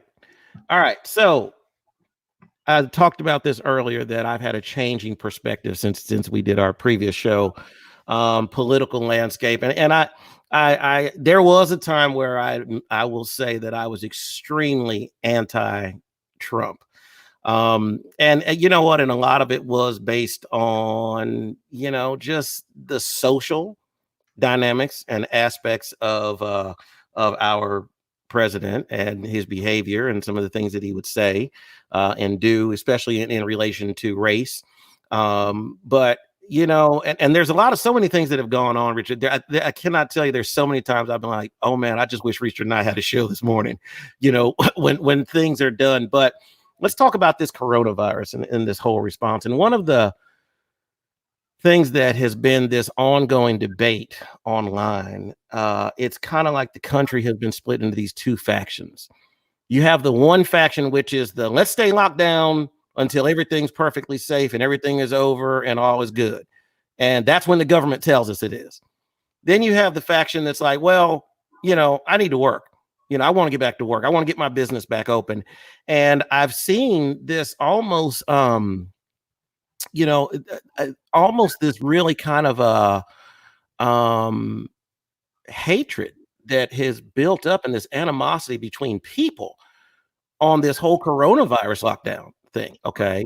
And it's like, well, if you're a business owner and you still want to be in business, then you don't care about people's livelihoods. You don't care about their lives. You're all about killing and murdering, and you just don't care about life. And then you have the other dynamic that is, well, we need to eat. And I've even seen some conversation where Black people who are business owners who want to get back to work, we're now being referred to as the plantation owners. We want to just get the slaves back to work for their little measly paychecks and stuff like that. So the social dynamic of this is happening. You and I have talked about this on our show a lot. So what is your take on it, Richard? Because my personal take is that I'm not afraid. I see this virus just like a snake. Okay. I respect snakes. I respect lions, tigers, and bears, which means I'm not going to intentionally put myself in the path of one. But I will go somewhere where a snake could possibly be. Like if I want to go, the other day I went to George Bush Park up here and took a walk. And guess what? There could have been a snake out there, Richard. Okay. And it had just rained. So most likely there were some snakes out there. But I still watching you. Huh? They're watching you. They're watching me. Yeah. So, but I still went on my walk because I wasn't afraid of the fact that a snake could be here. But the question, one of our guests is coming up, Ben Daniel. In fact, he's going to be on the show. So he said, "Can he get a brief list of animals that I don't respect?" So he's going to be on the show in just a few minutes to talk with us about post-COVID predictions. But I'm not scared, Richard. I want to get back to work. Right. I want to get my employees back to work. I want to get back to making money and building the business. I'm not worried. Now, does it mean that I want to go out there and tongue kiss everybody that I see and increase my chances of getting corona or Rona? But I'm just not scared. And I don't think that makes me someone who does not care about others just because I'm not fearful. So what's your perspective on this? Because we've never really got a chance to have this conversation. And by the way, guys, if you do want to comment, there's a comment tab space on your browser where you can send something to us and then we can talk about that. But what are your thoughts on this whole fear-based, the fear of this coronavirus? We live in a fear-based society. And I mean, Trent, you and I have this conversation all the time. We know that the powers that be use fear to control the masses. Fear is always used to control the masses. One of the reasons why people are afraid. People are afraid to be sick. People are, afraid to die. And of course, on my end of it, especially from the church world, we had a huge divide between having church, in-person church, or having online church. And you have a group that says, well, you're moving to online church. This is against our constitutional right. We are people of faith. I read one pastor who's been in the news quite often with still going on with church services, very controversial pastor, who said his statement is that a real Christian isn't afraid of dying, with COVID-19 to go to church. And, my response was at that point, I'm joining the Nation of Islam because I refuse. There are other things that I'm willing to die for, but dying for coronavirus, COVID-19 is something that I'm not willing to die for. But, there was this tremendous divide, and you have faith and you're not a person of faith, or you're a watered down Christian. Well, I'm a real Christian. We have so many divides in this country already, but it's the mentality of people, and it's nothing new. I mean, but we've never seen anything like this. People are afraid of things that they don't know about, that we're ignorant of. And so right now it's something that we didn't know about. It's an enemy. We're fighting an enemy that we can't see. You talked about a snake. Well, I live nearby you. And so I see snakes all the time. Animal rights people may get offended at this point, but that's okay. I kill snakes. One of my neighbors was like, well, you should take a picture of the snake and post it to the neighborhood page and let's see if it's venomous or if it's not. I mean, in my opinion, it's a snake, maybe a big snake, but I don't want the snake in my house. So I need to stop this snake. And that's the way I look at, COVID-19. But it's fear. We can't be afraid of this thing. Well, this is an older graphic here that was on my Facebook page because I actually posted this, and I wanted to show you this because here's my issue with how the media has played this. Okay, every single damn day we have to know about how many new cases there are, how many people have died, but you have to literally search and desperately seek information on who's recovered from this.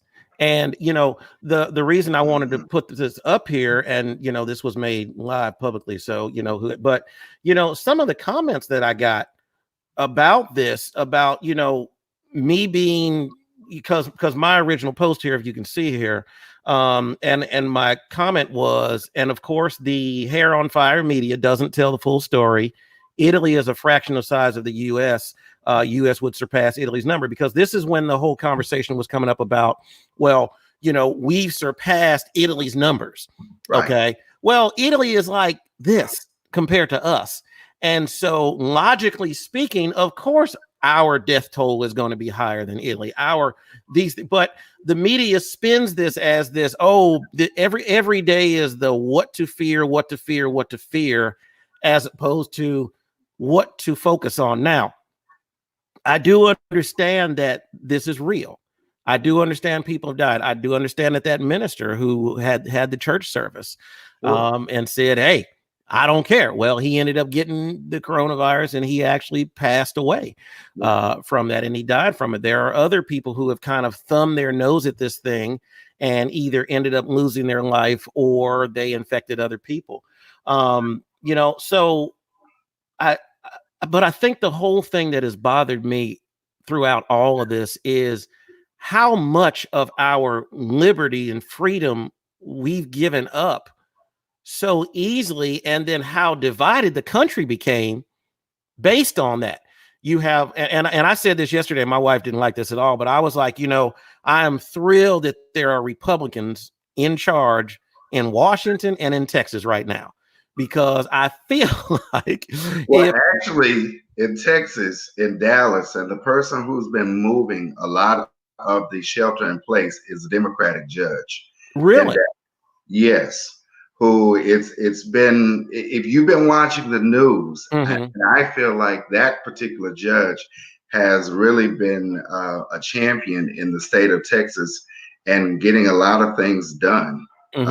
And putting policies and restrictions in place, and getting with the other county judges and saying, come on, let's jump on board with this, because our governor was, kind of taking his time.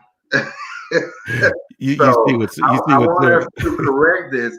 And so when you saw that there was this extension of the shelter in place, was because that Democratic judge extended the shelter in place in Dallas, but then the Republicans came back and pushed back and fought it, because they're saying we need to get back to business. So there was a Democratic judge that was saying we need to put safety over profit. I just need to say that, Yeah, and Miss Sarah, so with your little boom comment.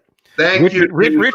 Richard's making my point exactly, is that the Democrats, the Democratic mode seems to be more, let's go with the, and listen, I understand being safe, but I don't necessarily gel with the dynamic of safety at all costs. Okay, that's the biggest issue I have with this, because first of all, every single time you get on that airplane, every time you're risking your life. Now, statistics dictate that most likely you'll make it, and historical precedents, and also technology and all these other wonderful things. But at the end of the day, you really are risking your life every single time you get on that plane. Every single time I get in the car, every single time we turn that key in our car, we are risking our lives for something that we want. And it's just kind of, I get very uncomfortable with the dynamic that, well, the government says stop making money. The government says don't do this. And before we even really get to the point of where we're knowledgeable, we just comply. Okay. I do not believe there should be anarchy. I believe that if the governor or the county judge or whoever says stay at home, then okay, comply with that as best as you can. Okay. And actually, one of the things that I'm going to, when we do another show, I want to talk to Matt about some of the legal dynamics about these stay at home orders and stuff. But I see this fracturing of the country and these two different opinions. And actually, I'm going to go ahead and bring them on now because, hey, Ben, what's up, buddy? How y'all doing, guys? How are you, sir? Ben is a That's my man, Ben. But he is a local comedian, actually getting to be more of a national comedian now. And I actually one of my buddies, and he was one of the ones who was really hard on me, Richard, when I kind of was like, hey, let's keep things open, let's keep making money, because he was like, you're gonna kill grandmamas and grandpapas and stuff like that. So yeah, right. We're find a new way of making money. We don't want to put people in harm's way. No. That's misstating my position a little bit. Just a touch.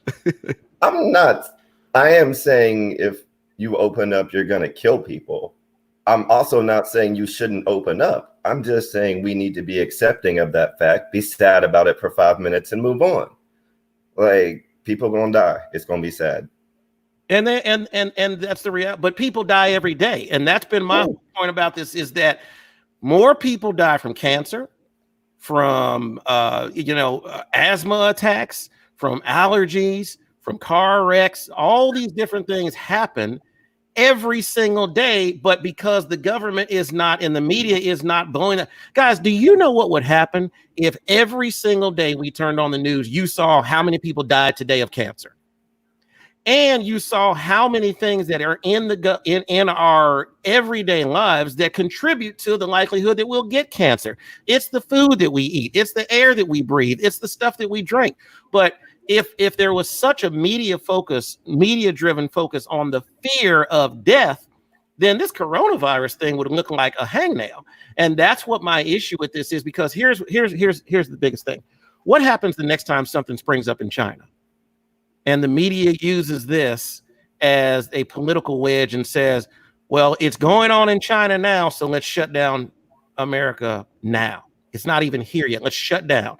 And how many times do we have to go through this? And that's the ultimate overall dynamic that I have an issue with, is that I don't think people who want to get back to work are greedy, hateful people who just don't care. I do believe there's a happy medium, but where is that happy medium? Ben, you're a performer. You only make money doing your craft when you're on stage and you're in front of people. Where's the happy medium? Well, I mean, there is no happy medium. The line comes for everybody when it gets to the point of, I'll stay home as long as I have food, as long as I have necessities. Until then, I'm going to find a way to go out in the world to make money. Mm-hmm. Some people in my industry are doing comedy remotely very successfully. I can't talk in a room without a crowd and be funny. I tried it. I suck at it. It's not what I'm here for. Right. So but you are funny in a room because you've made me laugh. I appreciate that. Yeah, the R. Kelly jokes, I love them, by the way. And we're going to have to hear an R. Kelly joke. Richard, we usually try to be pretty PG, but every now and then we got to go a little off. Oh, Lord. I didn't realize I was going to be doing jokes that could end my career on live today. That's cool. Oh, well, there'll just be ones you posted on Facebook before, so those should end your career. Oh, yeah, Richard, where's the happy medium? That's a good question. Yeah. Yeah, I mean that's a good question. I honestly think, Trick, I really think that the American people will move on from this, even where the government may stay there.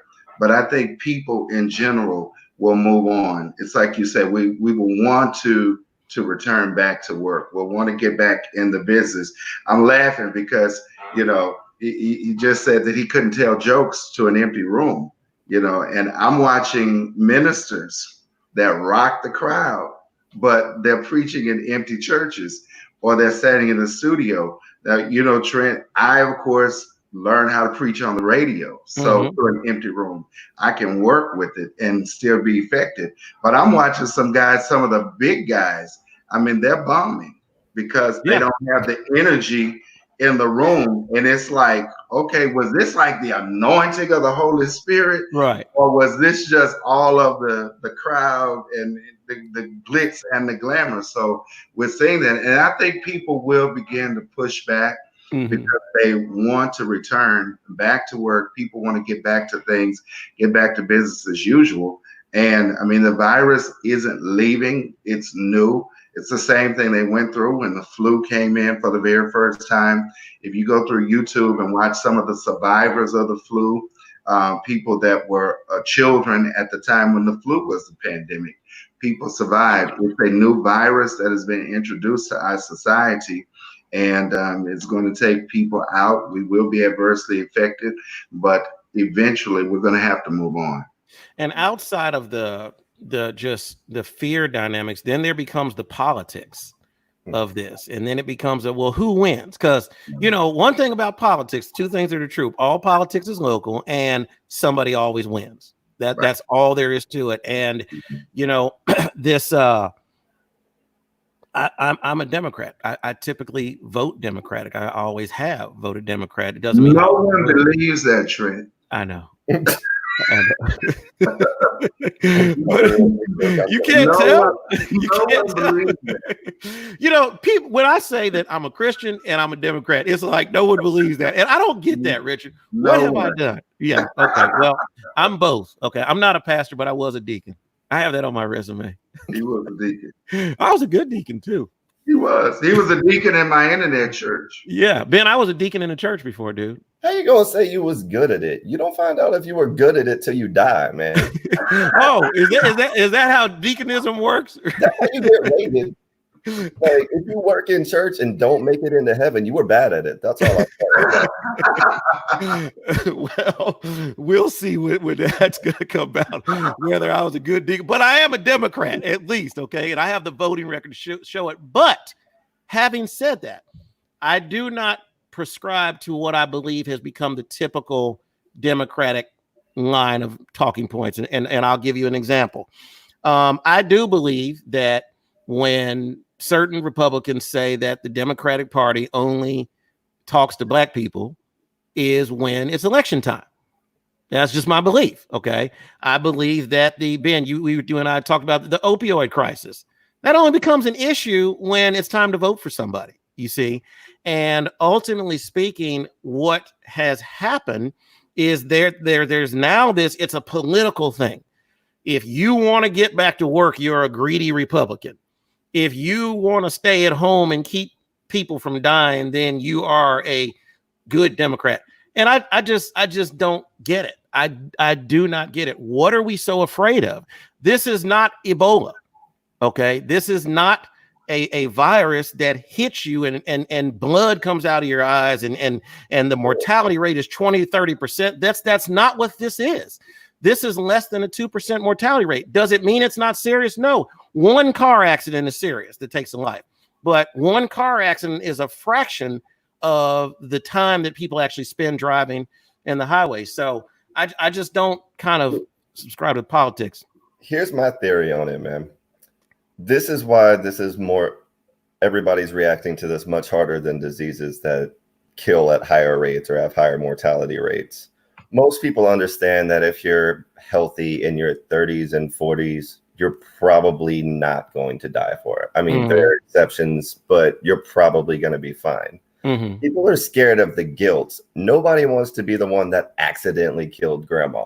Okay. Like, they're more afraid of the implied guilt of the disease of passing it than actually getting it themselves. It's not, what if I get it and I'm sick for 2 weeks? It's what if I get it and somebody else dies accidentally that's in that age range.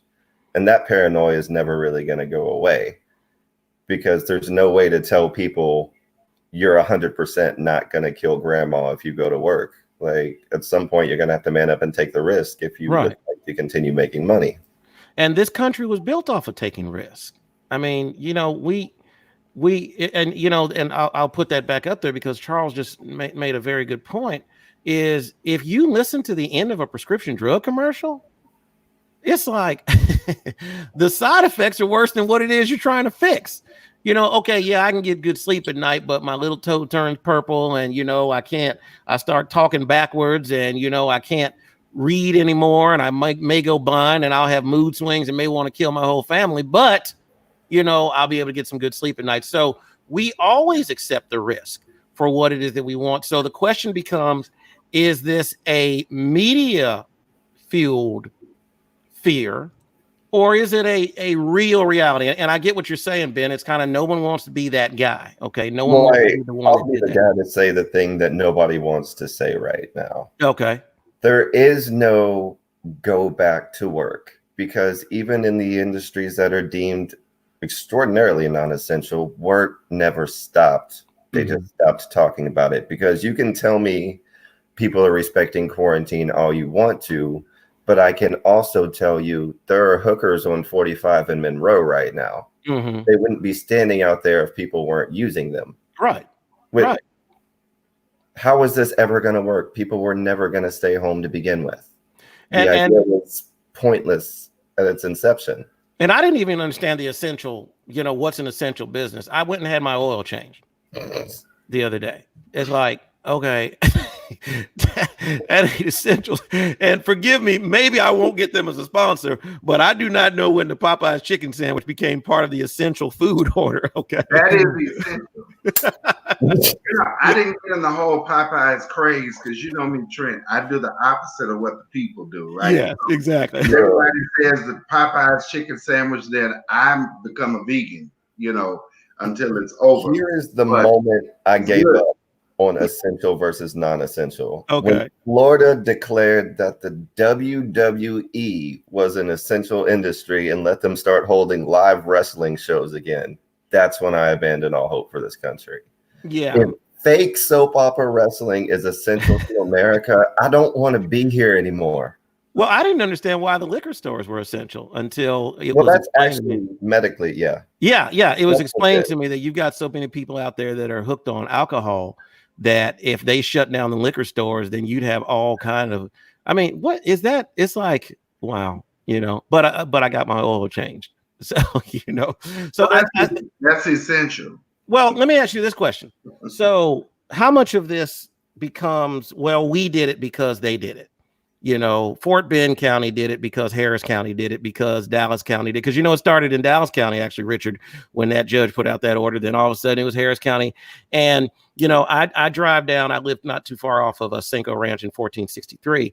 And I drive down that way and I see this sign. They actually have one of those construction signs that says new COVID cases. Yesterday was this and now it's this. And, the first couple of days it was up like 200 people every day, and now it's like 10, 11, 12 people. But my first question is, okay, are we so simple as people that we can't handle good news and still be responsible?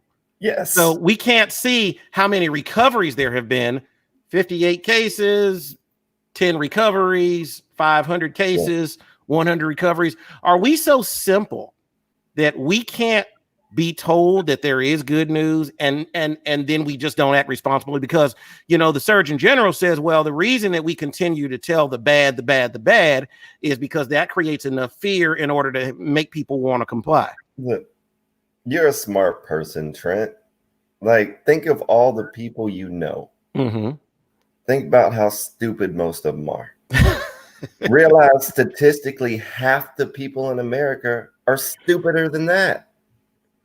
We have a generation of people that were eating Tide Pods, and you want to ask if people can be trusted with information? No. Wow. I'm depressed now. Welcome to my world. But you know what? And the reason it's depressing is that you're right. You're absolutely right. And, I don't know if it's stupid. I just think that ignorance abounds. But here's the real tripped out part. You guys do know this is exactly what happened in 1940s Germany. I made that joke on Facebook a week ago. Huh? I made that joke a week on Facebook. Like, they're starting to pass out papers of who had it and who doesn't.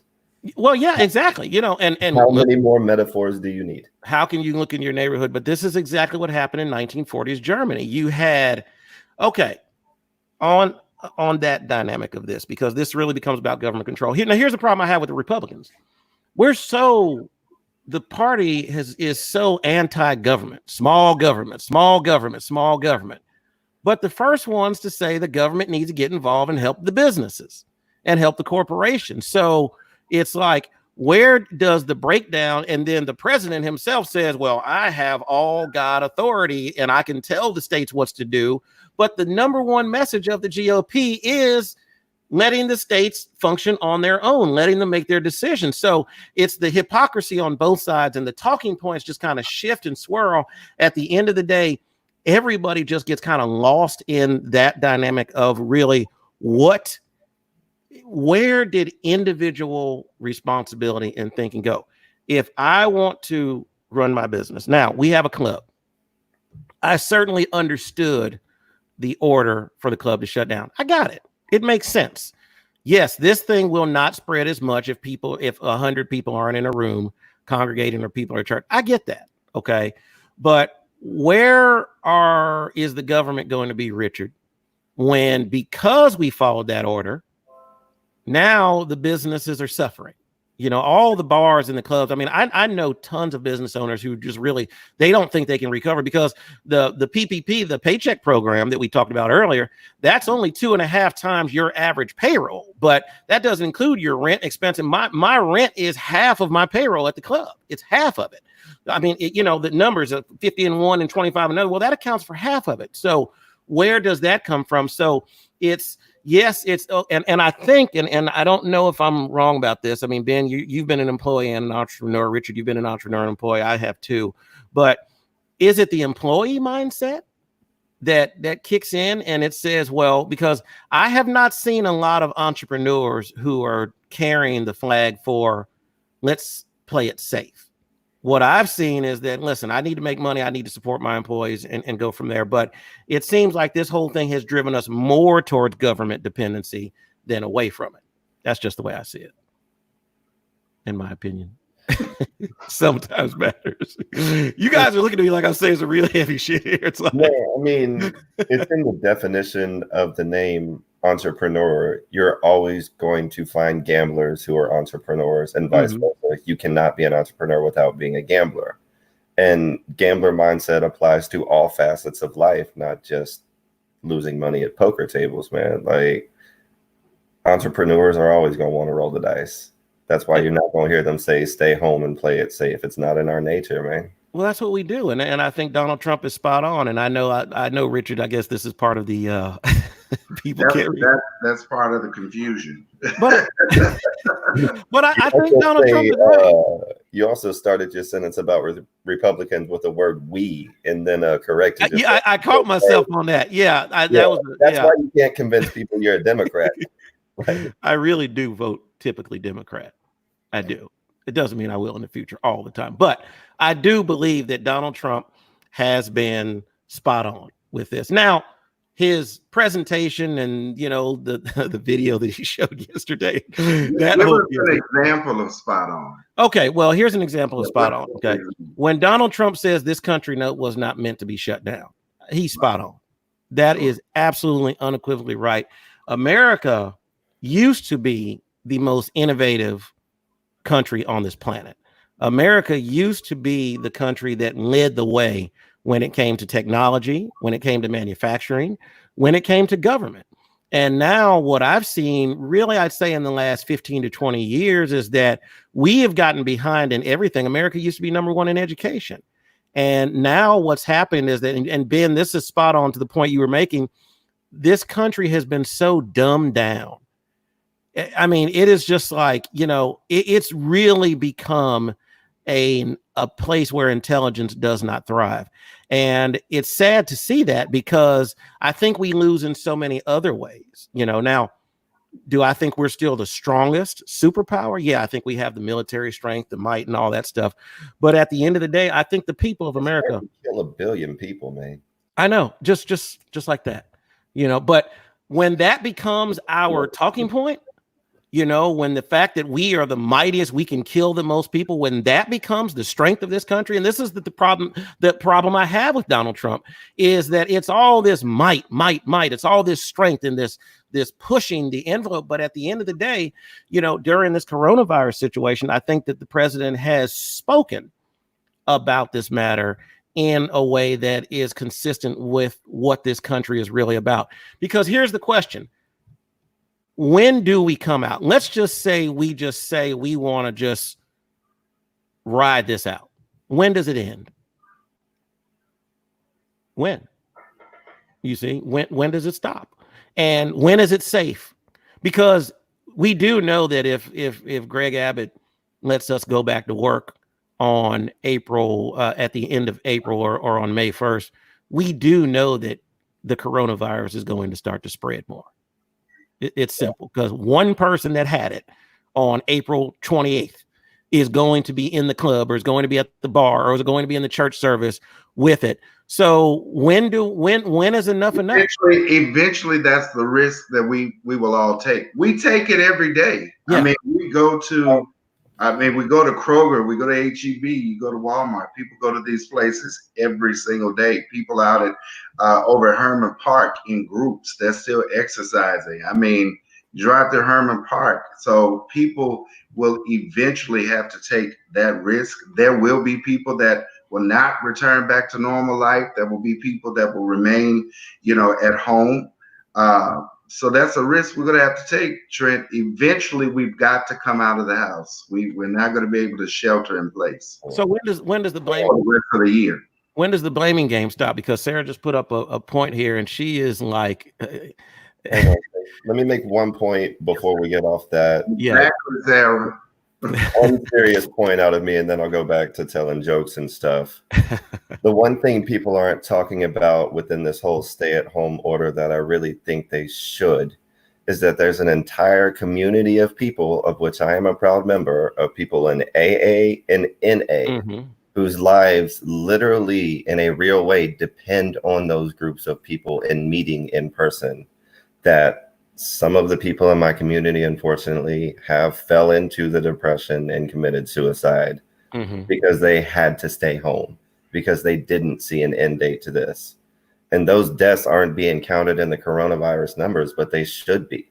Right. Because for some people, staying home is just as dangerous as going outside. Well, and nobody's really talking about that community. Domestic violence has gone up. I mean, there's all kind of things, Now, I do love the fact that every day I walk outside, I see families in the park, and kids are, my neighbor, his kids are like, we don't want to play Nintendo and PlayStation and all that, and all this stuff. We don't want to do it anymore. We're sick of because now they kind of are forced to. They want to go outside and fly a kite. So it's wonderful to see. Yeah, but Ben, you're absolutely right. There are casualties of this war that are not in the numbers that nobody is talking about. Like, if things like domestic abuse calls are going up, it stands to reason all crimes are going up, which means bestiality is going up, and nobody's talking about these house cats, man. And this is why the church is essential. Wait a minute, hold on. The house cats. Okay, Ben, I have a Facebook video I need to send you. I'm not going to play it all. I'm not going to show it all live. But of the house cats, though. You cracked me up when you made me realize that preachers go on like, man, I had a bad set. Like, I didn't realize preachers could bomb until you just said that. Like, but I mean, you can bomb in church, man. I didn't know. I don't watch it. I mean, seriously, people don't realize it. If you watch, you see them like, oh, they're losing it because they don't have the energy of the crowd. Nobody's saying amen. So there's crowd work preachers. I mean, it's energy, man. Everything is energy. It's that whole. It is, man. It's why I can't do comedy. Energetic connection. It's just like you said with the AA groups. You need that positive energy of others that are overcoming this particular challenge. So you need that energy. Okay, we gotta have some fun with this one. Exactly. And I always say my wife's say that with you, Trent. I just thought about that. I shouldn't say that. And I just felt cool voice as a minister. Are you talking about the wife's cat? With you, my wife's cat opened the door. Let me refrain. The pet. the home pet, right? You and Charles, I should not say that. Came and opened the door, is not in danger of anything. So yeah, he might walk in with never mind. Okay. Funny to serious.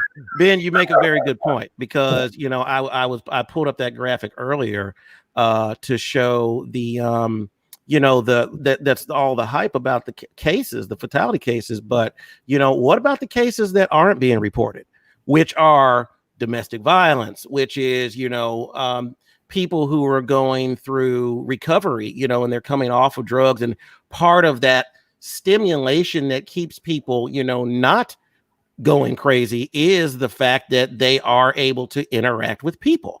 They are able to get out. They are able to go to these meetings, and you don't see that. And I think there's a real big risk that we run in this country when we are driven only on the narrative of what could happen. That's dangerous, people, because that is exactly why, and I talk about it all the time because I'm such a history buff of what happened in 1940 or Germany. It was the fear of what could be.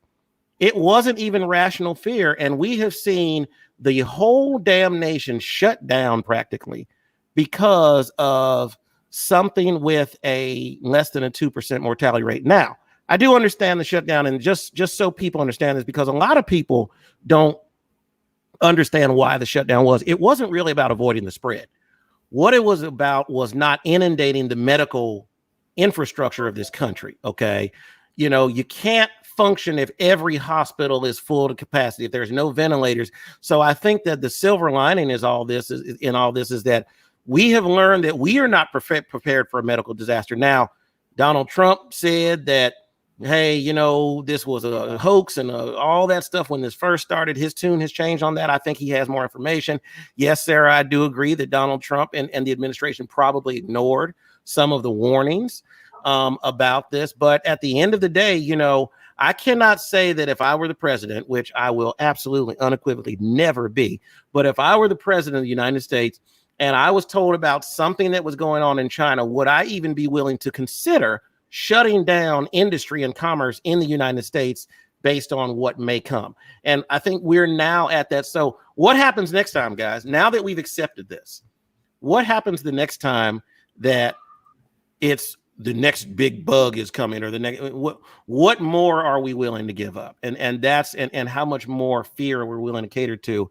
So it's, there's conversations to be had on both sides of the coin.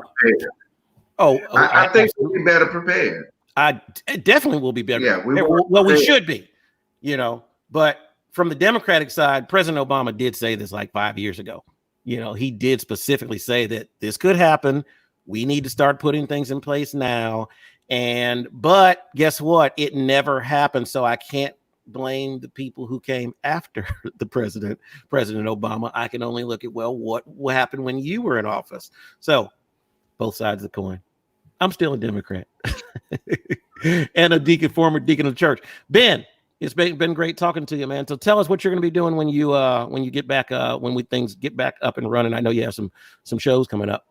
I mean, as soon as things get back up and running, going to be back at Houston Improv, going back to Galveston, return trips to Oklahoma City for me. Like I've lost 30 shows and I have pending returns on 25 of them. Mm-hmm. So I'll be literally, as soon as we get up and running, back to 5 to 7 nights a week around Houston, just trying to make people laugh.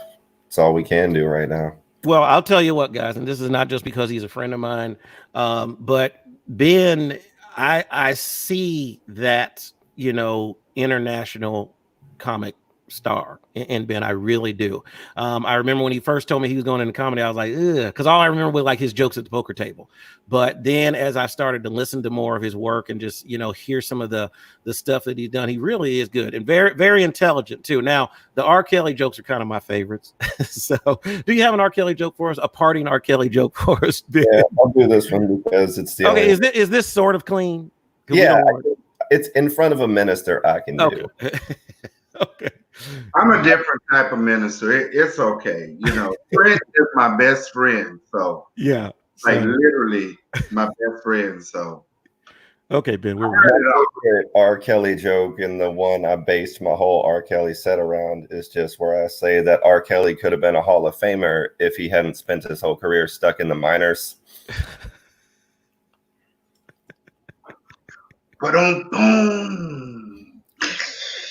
They're all pedophile jokes. I love them all equally. I think it's funny.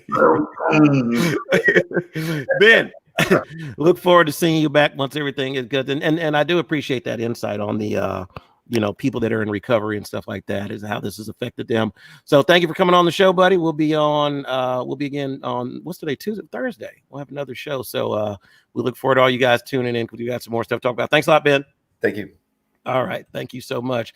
All right. We're going to take a quick break. And then once we come back, Richard and I are going to put a bow on all this awesome discussion. We've got some other things to talk about.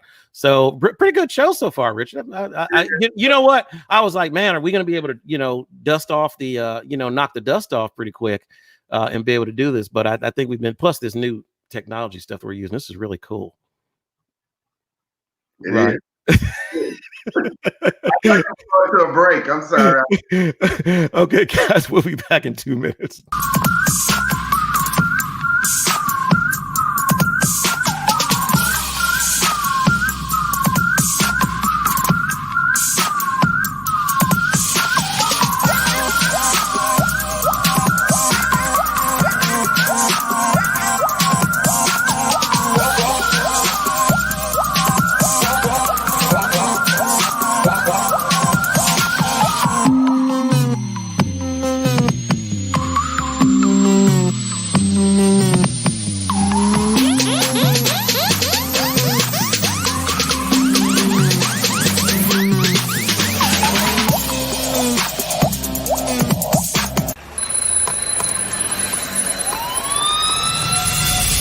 Now that you're awake, let's get this straight. It's all about you. It's no longer Democrat versus Republican. It's just people against people. That's the way I see it. It's all about life. That's the biggest problem, is that so many people are distracted by the rhetoric. And it's about time. So let's get ready for another morning of fun, facts, information, and hot. If you find yourself in a scandal or something is going on in your life, all you need to do is just call TT. Whether it's sexual harassment, securities fraud, or child pornography, call TT. You don't need Olivia Pope. Just call me at 1-800-555-1212. And now here they are, the totally cool, wild, and outrageous Trent T. Daniel and Richard Harper. All right, everybody, we are back. Call TT. I love that. Call TT. All right, Richard, we're going to start to wind down this conversation, but this is just, I wanted to bring this up. Yeah, you got homeschool. Yeah, when we need to talk about that, like on another one. I think I want to have some parents on that have been homeschooling. Yeah. And see, because I saw a Facebook post that said parents are now realizing just how much of an ass their kids really are when they're at school. Yeah, how's Carrington doing in homeschooling, man? Carrington is actually doing pretty good. Speaking as a parent, some of these schools are changing the process every single day, and they're adding apps. So it's like we've gone from 2 apps, 3 apps, and now we're up to 7 apps. And it's like you have parents also having to work.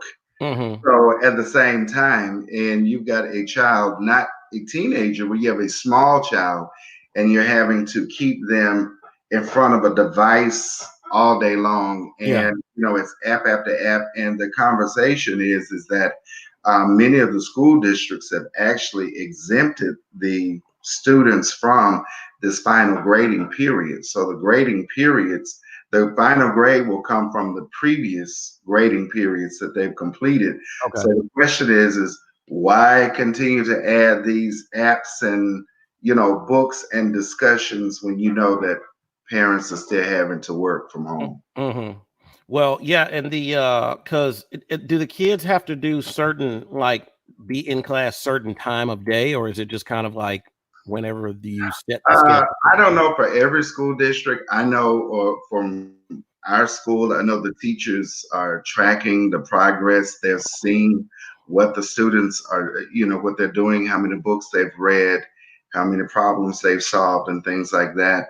I think now we're in this point of having to upload maybe some things for the teachers to see. But again, these things are not being graded. So it's almost like, why put the parents through all of this? The school districts needing to understand putting the parents through all of these extra things on top of what they're needing to do every day. Yeah, well, this is just, we've talked about this. This is just unprecedented. I mean, this has never happened in our lifetime. So hopefully this test of the infrastructure, education, medicine, all of the communications, media, all of these things. Oh, look at that. An ad came up. I hate when that happens. So let's just finish up this discussion real quick, Richard, because the whole thing was, this is a special broadcast specifically about what's going on here with this. So here's my question. Why is this necessary?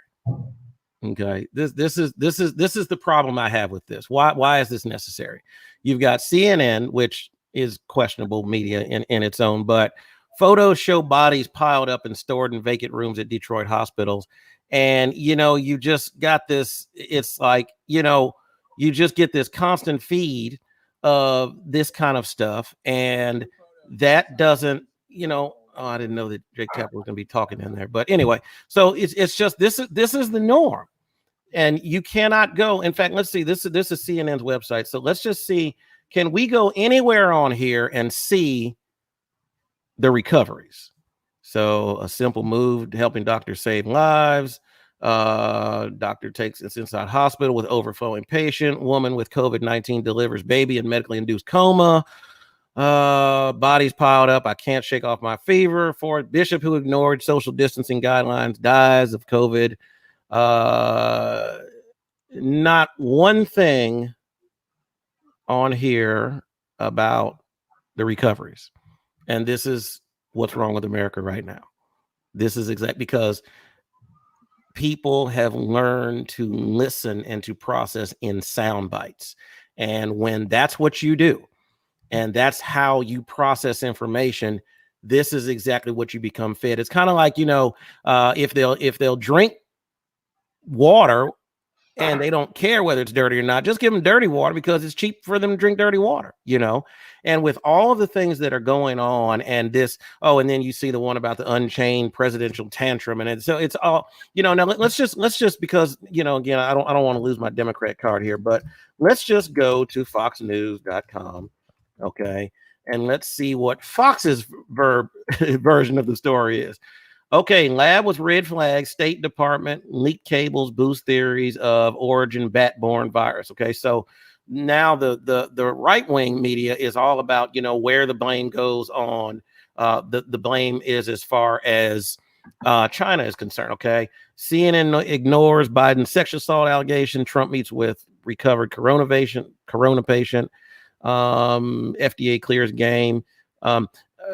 I hate to say this, but they seem a little more on the positive side over in right-wing media and more on the liberal media. But that it just is. That's a whole discussion for another time. But I think this is the result of the dumbing down of this country, Richard. I think that we have learned and we have started to adopt a belief system that just tell me what to fear, tell me what to do because I fear it, and then take care of me afterwards. And I think that's a really, really bad place for us to be.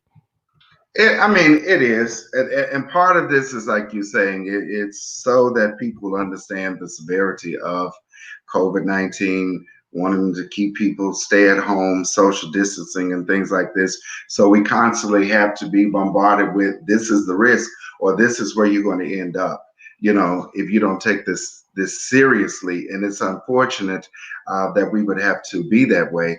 I don't know about you, but I do know people who have been affected who actually, they have COVID-19. They have tested positive for COVID-19. There have been a few deaths recently, and we don't know if it was COVID-19, if it had anything to do with it or not. But some people that have been close to me recently. So people are just in that frame of mind of, this is what they want to see. This is really, the public want to see all of the tragedies and the horror stories that are coming out of this pandemic, and also it's being used to control people, which is something that we've said over and over and over. You and I, we've been preaching this for a very long time, that if you don't think for yourself, then someone will choose what you should be thinking about. So unfortunately, if you, like you said, if you're not thinking about this, if you're ready to go back to work, then you're inconsiderate. Right. You're not taking this thing serious. You know, you're putting people's lives in harm's way. But this is why we're seeing this each and every day. People actually want to sit up and look at this stuff. People actually want to sit up and see bodies, and it happens with every, you know, tragedy, every catastrophe that is around the globe. We like to sit up and watch these videos and look at these pictures and images over and over again. Yeah, and I think that at the end of the day, I think more people are going to sleep though than are waking up. And that's kind of what I'm sensing, is that there's more of, well, it's better to give up our liberties and freedom and be safe than it is to, you know, have those liberties and freedom and then we're at risk. We're at risk every day. And until that's never going to change. Life in America is a risk. I don't know of any place where you're not at risk. I mean, from the moment you're born, you're at some type of risk of something: disease, death, infection, this. I may end up getting divorced, so let me not get married, or I may not get in this relationship. My business may not succeed, so let me not start the business. You know, and it's this fear-driven dynamic that's really kind of consumed this country. And I think that this coronavirus situation has put the fine point on that, which really has created a situation where I think after this, people are going to be easier to control. We'll see. Who knows what happens? Richard, it's been great being back. I missed you, man. Hey, I miss you. Yeah, and, yeah. You know, usually I would try to stop by and see you in Diva. Yeah, well, you know, we're here. We're in Ronaville, but you know, Diva's making her own hand sanitizer now. I call it Rona juice. I saw the video. Yeah. She's making her own stuff. I haven't gotten her to start selling it yet, but you know, I got a daughter who's making jewelry, so and I'm doing radio again, so we'll see. We're doing radio. All right, Richard, it's been good talking to you. Thank you so much, guys. We will see you in a couple of days. Thank you so much for tuning in. If you have any questions or want to give any feedback on the show, you can just reach out to us through our Facebook at facebook.com/Life Talk Morning Show. We'll see you later on. Take care. Thanks a lot, Richard. Talk to you later. Bye-bye. Yeah.